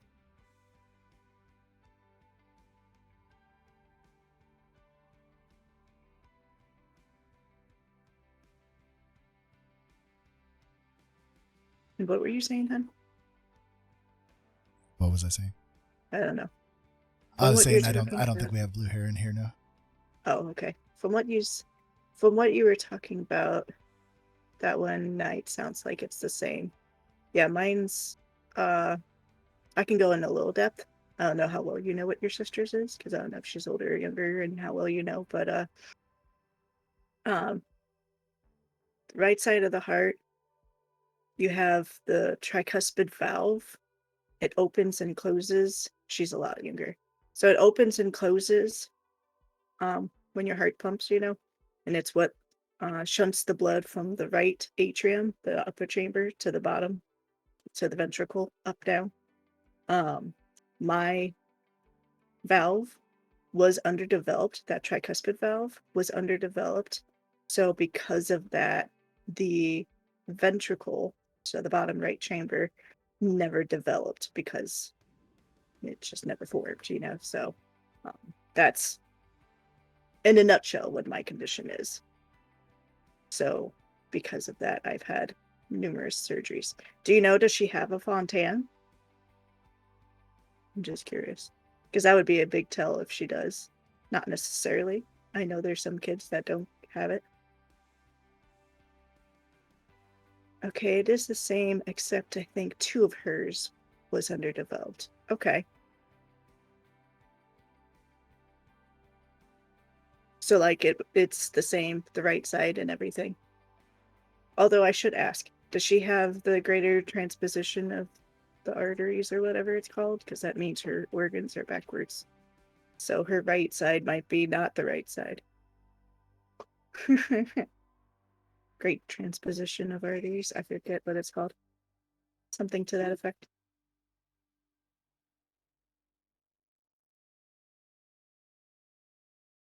So you got Jolene's attention I, now. I, So. I have a few interesting questions because it'd be interesting if I knew if you don't know the whole details for her. Her mother won't let. Oh, I'm sorry. So I kind of dazed out. Gonna go lay down. You guys have a good night. Love you, Fox and Bull. Hope you All sleep right. good. Sleep well. Love you guys. I take it then. Is she a minor then? Let me know some details. And to answer your question, yes, she is backwards. Okay. So I wonder if it is the same then. You definitely got Jolene's attention. Right, yeah. I was just gonna ask. She just turned 18. Do you know, does she use Facebook at all? I'm not meaning to like, I'm wanting to reach out to her. I'm just wondering if she uses Facebook, because I'm part of different heart groups. I wonder if like I've ever seen her talk in any of the heart groups that I'm in. Because I'm part of different heart groups on Facebook. The 4 that I can think of off the top of my head. So, one specifically for women. Her mother won't let her on Facebook. Okay. So never mind then.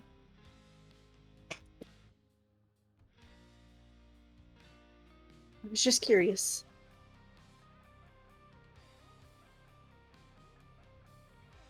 Because us heart people need to stick together.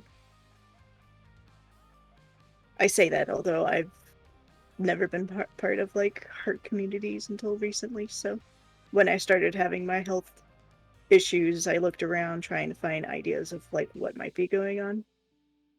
And I hate Facebook.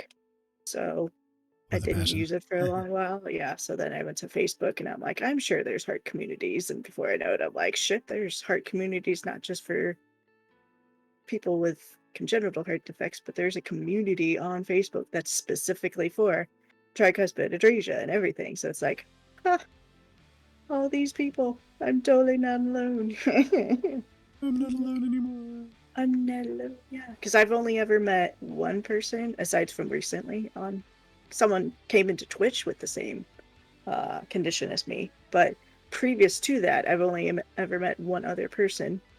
That was through what game were we doing? Was that Star Wars Galaxy? I think it was Star Wars Galaxy Online. That was one of the MMOs. Maybe. And so found out that they had, because it was in one of the guilds we were in. I went to get her on Facebook because of how many support groups there are. Yeah. Like, I don't know if she struggles with her heart health. Like, I don't know if it depresses her or anything, but like, there's a lot of the heart groups out there that are like really supportive and everything. Because I know there's a lot of people that like their health like really depresses them and stuff. Maybe one day I can get her on. Excuse me, she's coming over for the first time in 2 years next month. That's awesome. Sorry, I keep hiccuping here.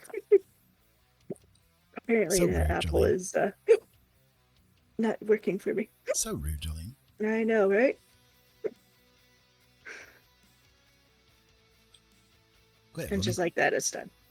She has severe depression, and her mother won't admit it, and won't get her help. Oh, I'm sorry. Jolene can definitely understand that one too. Yeah, I had a rough mother too, so I can get it. Her mother even tried to deny her heart problems. My mom didn't quite do that, but She would if she could. that's that's rough. She would have if she could have. My mom denied. I came to my mom telling her I was suicidal, and my mom denied that. I told her I was cutting, and she denied that, despite the fact that had she given me a moment, I could have shown her that I was, but I've punched her quote-unquote mom a few times. That's why she doesn't like me. Oh. Sounds like you deserve it. Right, yeah, from just your small descriptions, I can understand why. It's like we didn't let our kids do Facebook and social media up until a certain age. So, like, in a way, I can get it, but if she's 18 and still won't let her, then that's, like, stupid. Yeah, it's kind of like her choice at that point. Right. Because it's like, I can relate to that in a way, and the fact that, like, the way I see it, Jamie is my little sister, so I gotta protect her, right? Right. But, Yeah, exactly. yeah, Good on you for doing so. My brother, when I was 17, bought me my car my first car I had. And when he got the title and everything, he put it, he had it transferred into my name. And my mom, our mom, I should say, because we shared the same mom, but we didn't share the same dad, um,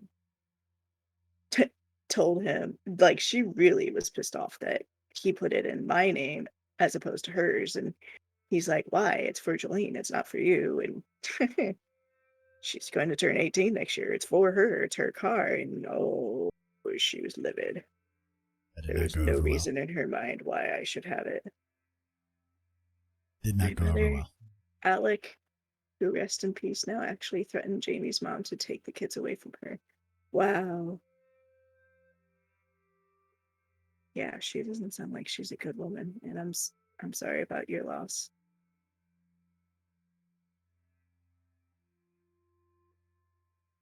Yeah. I'm sure you've heard, but in case you haven't, like, quick example of my mom is she blamed me for my dad's death, who died when I was like 5 months old. That's a quick example of just kind of how my mom was. Her mom was insane. Insane in the membrane. Insane in the brain. Yeah. She blamed me for my dad's death and also blamed me for my sister's death. My sister died when I was 4-ish and also lived in a different state than us. So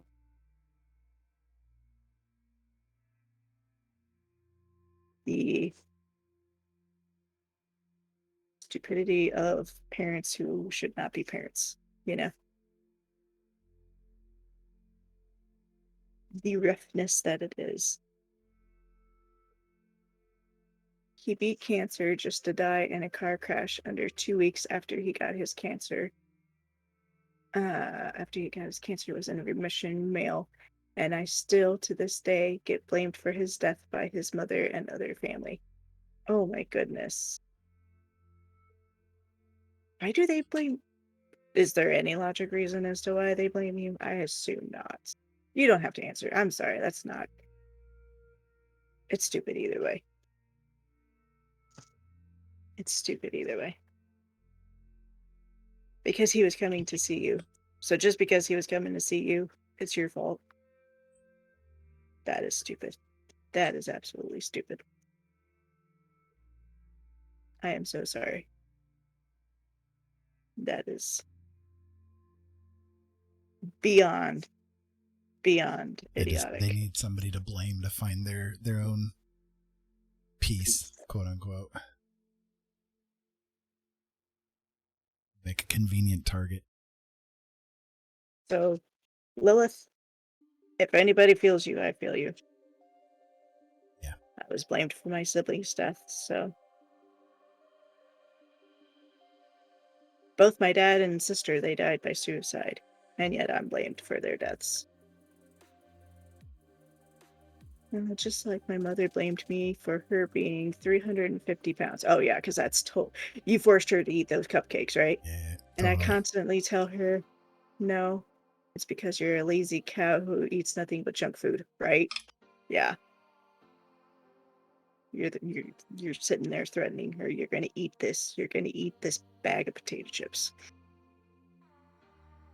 I mean, my mom, she continuously blamed me for everything. Like, she had a bad day. Like, she would literally have a bad day, come home and tell me because of the choice of cereal I had that morning, she had a bad day. That was what gave her the bad day. Yeah. Yeah. My mom was bipolar uh with manic tendencies, so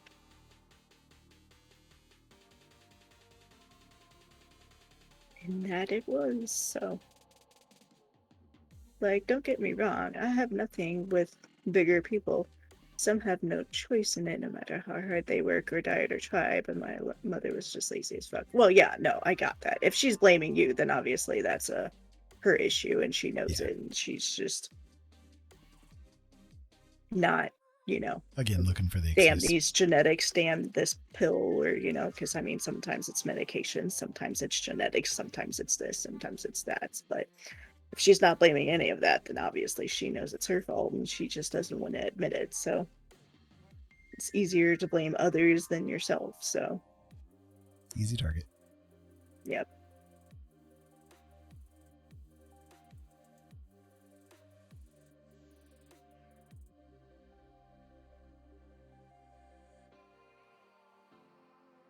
Stupid, but See, Lilith, you kind of got another twinsy here. right. Yeah, you totally do. I totally get you. My mom was slightly overweight, not hugely, but she thankfully never blamed me for her weight. She'd blame me for anything else. I blame her mother, who honestly, if she died tomorrow, I'd probably go to the funeral just to make sure she was dead. Yeah. Right, yeah.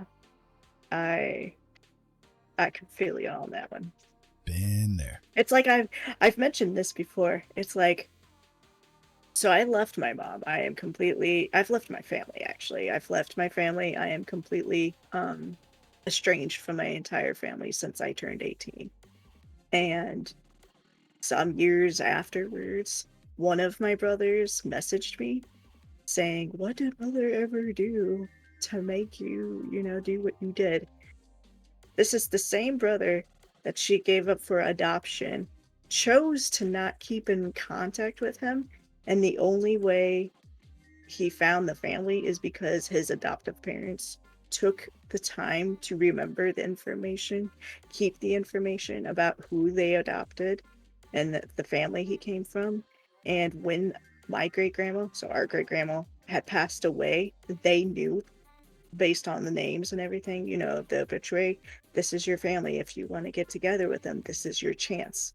Not my mom, because they had kept they had offered to keep the relationship going. They had offered to let her continue seeing him. She chose not to. And yet it's my fault. You left mom. How could you? Mom gave you up for adoption and didn't care to try and keep in contact with you. Why are you so why are you so shocked about this situation? I mean, just saying. Just saying. My grandmother, when I got my university acceptance letter, she said, and I quote, "Why do you bother? You'll never amount to anything anyways." Oh, goodness. Right? Yeah, that's lovely. That's a lovely thing to hear. Thank you, Grandma. Thank you for being supportive. So, Jolene, can you take a Yeah. look at this and see what you think? I am liking it. It's looking really good. I'm getting kind of a gorillas art vibe. Yeah, that's kind of what I was thinking. Were you? Yeah. Okay, well, good. Because that's totally what I'm getting from it.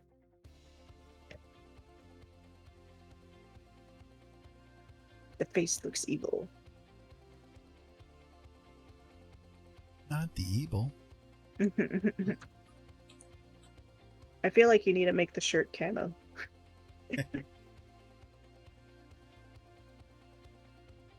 Hold on, one of the kitties is at the door. Like he's going to eat your soul.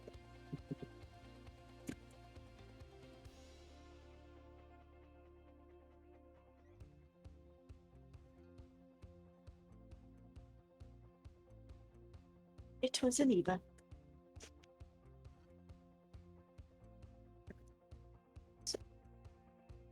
Sorry, Army of Darkness reference. That's okay. I'm all right with that.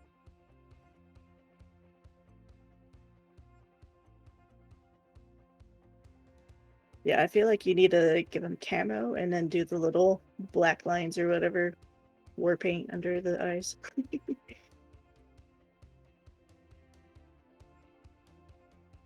Give him a little machete in his mouth.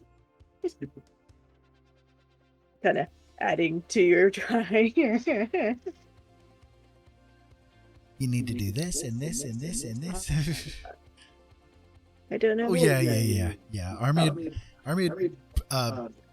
Bruce Campbell is by far one of my all-time favorite actors.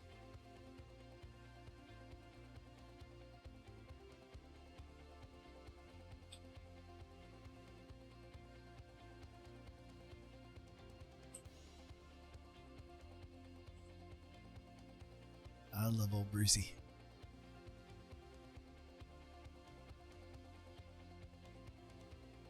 Right, yeah. My favorite with him is Bubba Hotep.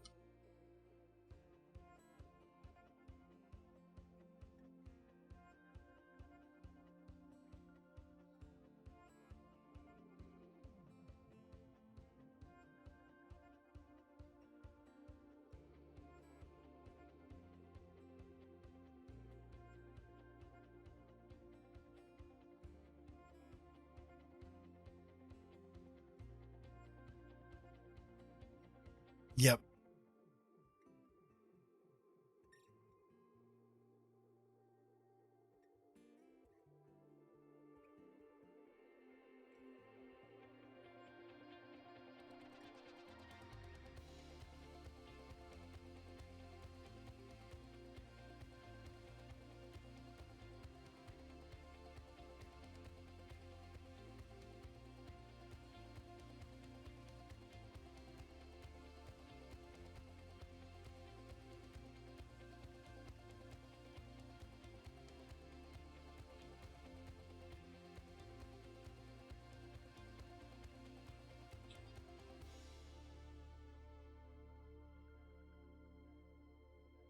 Ooh.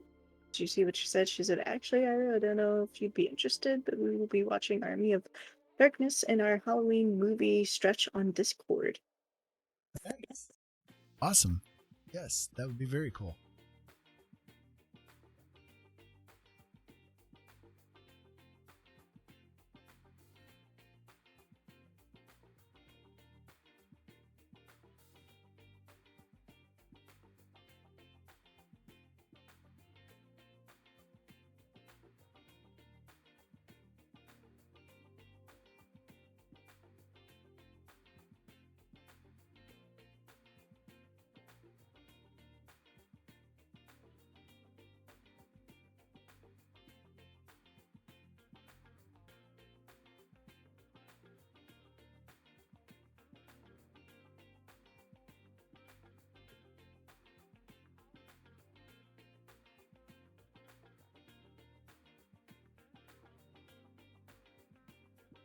Ooh, along with one of my favorite Stephen King miniseries, Rose Red, The House That Eats People. I love Rose Red. I have seen that so many times. Love it.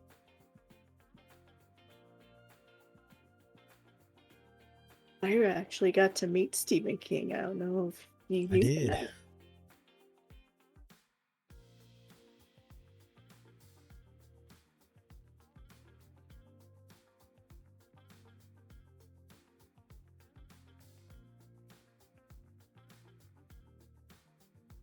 It was a very cool experience.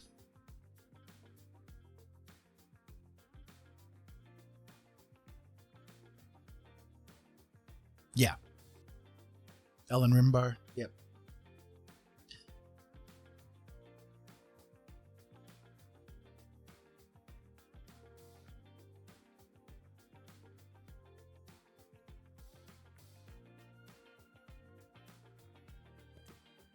All wrong. I'm so mad. Yeah.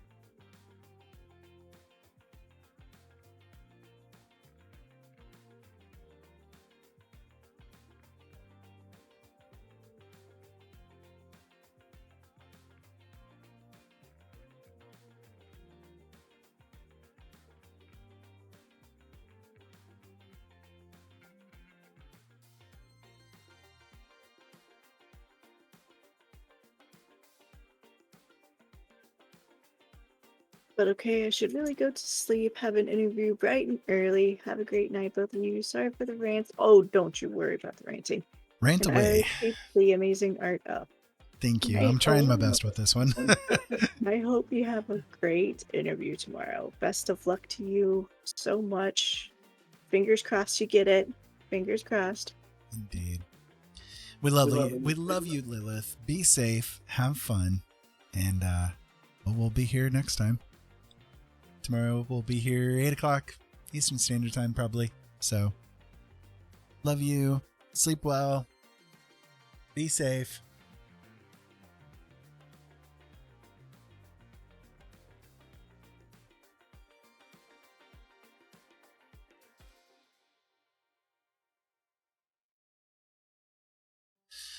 So, Ollie, what do you think of this so far? Do tell, do tell.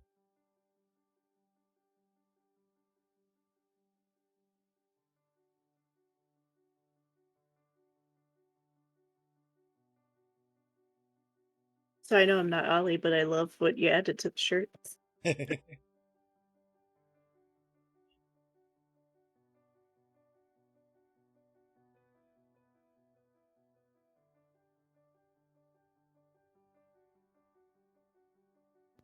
You're fine.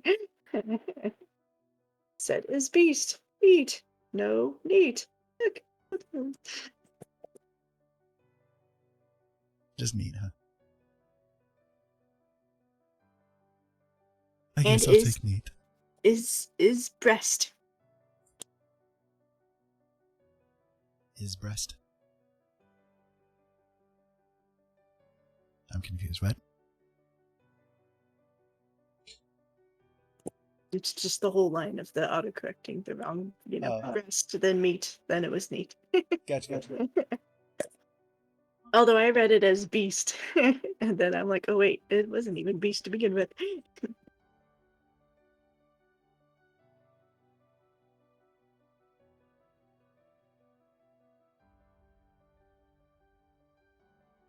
I'm tired, and my mind's like, we're gonna skip that R right there.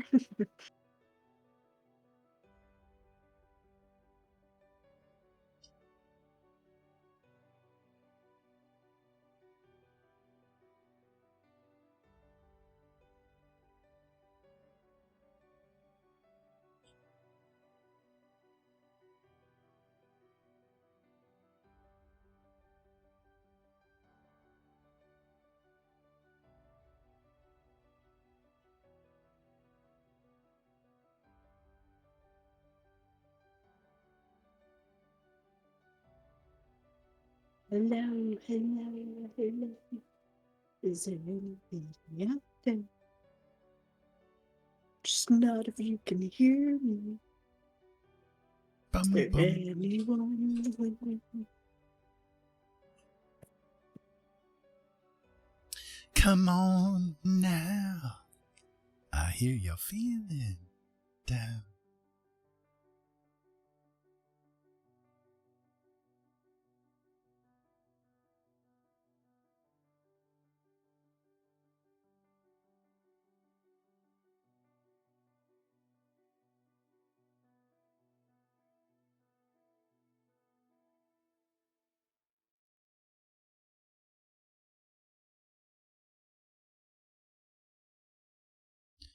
Well, I think this turned out okay.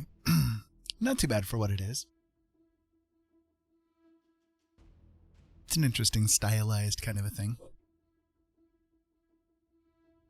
Didn't exactly intend it to be a stylized kind of a thing, but it's aight. I definitely like how it has turned out, and I'm digging the fact that you're in an elves mood. You did another elf. I don't know if it's an elf necessarily, but it's something. Well, you have a little bit of a thing sticking out on the left-hand side of the hair, so it looks like an elf ear. A little bit, yeah.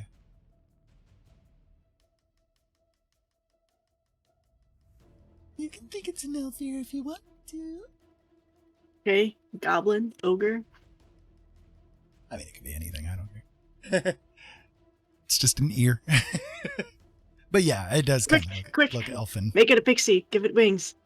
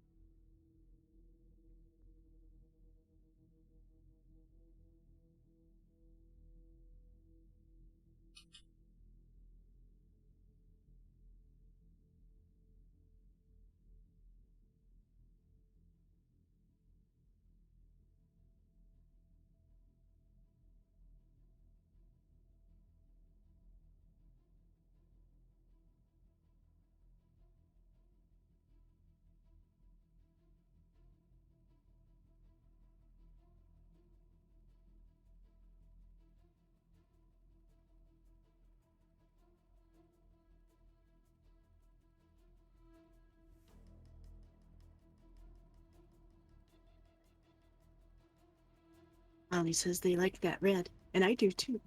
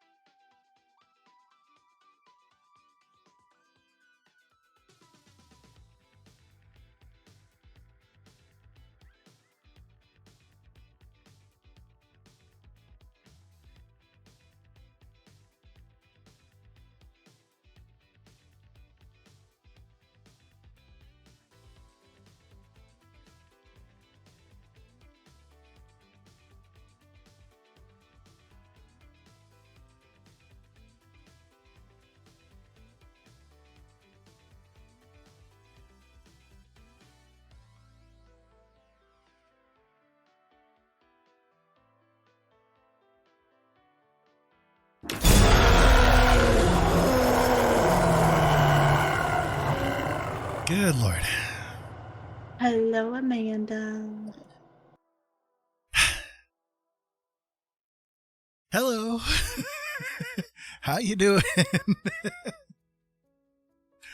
Totally assuming did not you expect because that. of the time. Hello, Amanda. How are you doing tonight? How'd you wake yourself up to?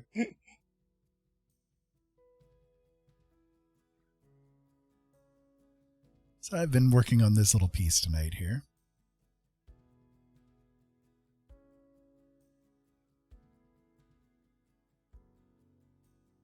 What do you think of it?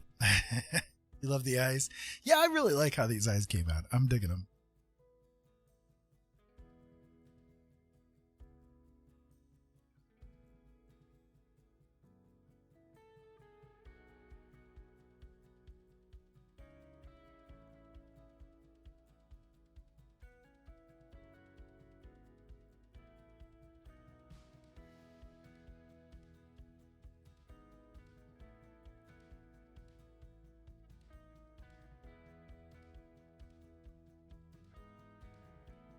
You missed your mama being in here. She was in for a while.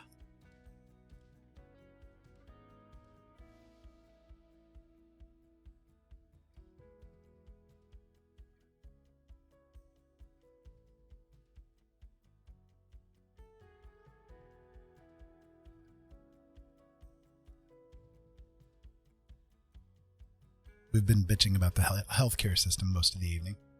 In one way, shape, or form.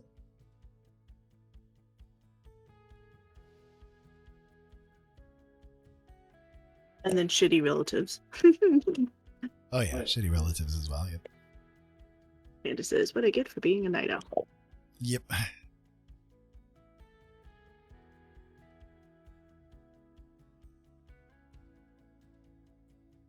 Yeah, have a ton of those, right? Exactly. You know exactly how that stuff is.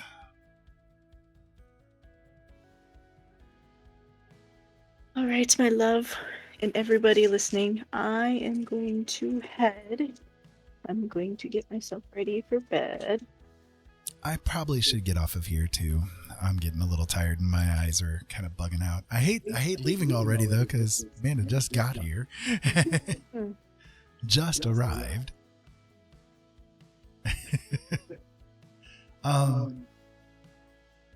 To sum up, I guess basically Jillian's still been feeling pretty crappy from the past few days, and she kind of had a couple of things today that really exhausted her. Wore her down pretty good, you know how that kind of thing goes. So yeah. Been one of those days, but I think we came out with something good tonight with all of this, and it's been fun. You expected us to be asleep already? Yeah, we were kind of getting there, and then thought, well, I'll finish this piece up and see what the results are. I was finishing doing my bullet journal. Yeah. I literally just got done with it. Yeah. But I'll tell you what. I've got somebody that we can raid who is, I don't think we've raided her before. But she's just getting started, and I think that you guys will really, really like her. She's kind of a Victorian goth kind of a lady. And she's a lot of fun. Like,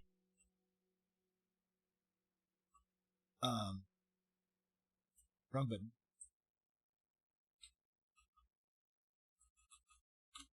She goes by the name Nakatji, and I watch her, like, she's just getting herself started. She's from Australia, and her artwork is really, really cool. Like, she does kind of surrealistic sort of paintings and stuff, and they're really nice to see. But we can go and hit her up with a raid, and I think that she would really appreciate it. But Amanda, I hope that you sleep well, and yeah, send all the healing love that you can towards Jolene. We'll do the same to you for sure. So, but in the meantime, thank you guys for being here tonight with us. We will be back again tomorrow. 8 o'clock p.m. Eastern Standard Time. Oh, you're just waking up. Gotcha. Gotcha. Well, you'll probably enjoy hanging out here with NECA because she's really good. Like, really good. I love her art. And she's a very, very pleasant person to be around. Like, she's very proper and all of that kind of stuff. Unlike us. But she's really cool. She has a pet parrot named Zazu who is really awesome, and she even will show the camera. Oh, Stuff, Zazu. so, yep. Exactly. So, I love you guys. Keep safe out there. Have fun. We'll talk to you again tomorrow. Hopefully everything works out well tomorrow. So, much love, you guys. Thank you for being here. Incoming customer detected.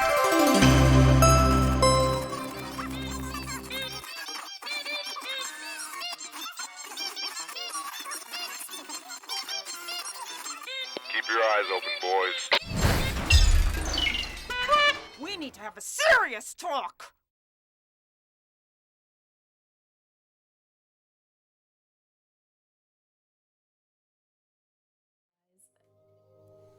Guys, please go check out Monster. He just raided us. How sweet is that? Mer, thank you for the follow. We've got 2 raids in a row. Oh my goodness. Once this clip ends, I will do a shout out for Blind Dad. Guys, please go give Monster Meg a follow. What were you doing on your stream, Monster? Double raid in like seconds? I know. Aren't we lucky? Aren't we lucky? Not a problem. Thank you so much. You're welcome though. We really appreciate having you. Guys, please go give Blind Dad Does a follow as well. This is Blind Dad and his wife. His wife does crocheting and Blind Dad does art. Isn't that awesome?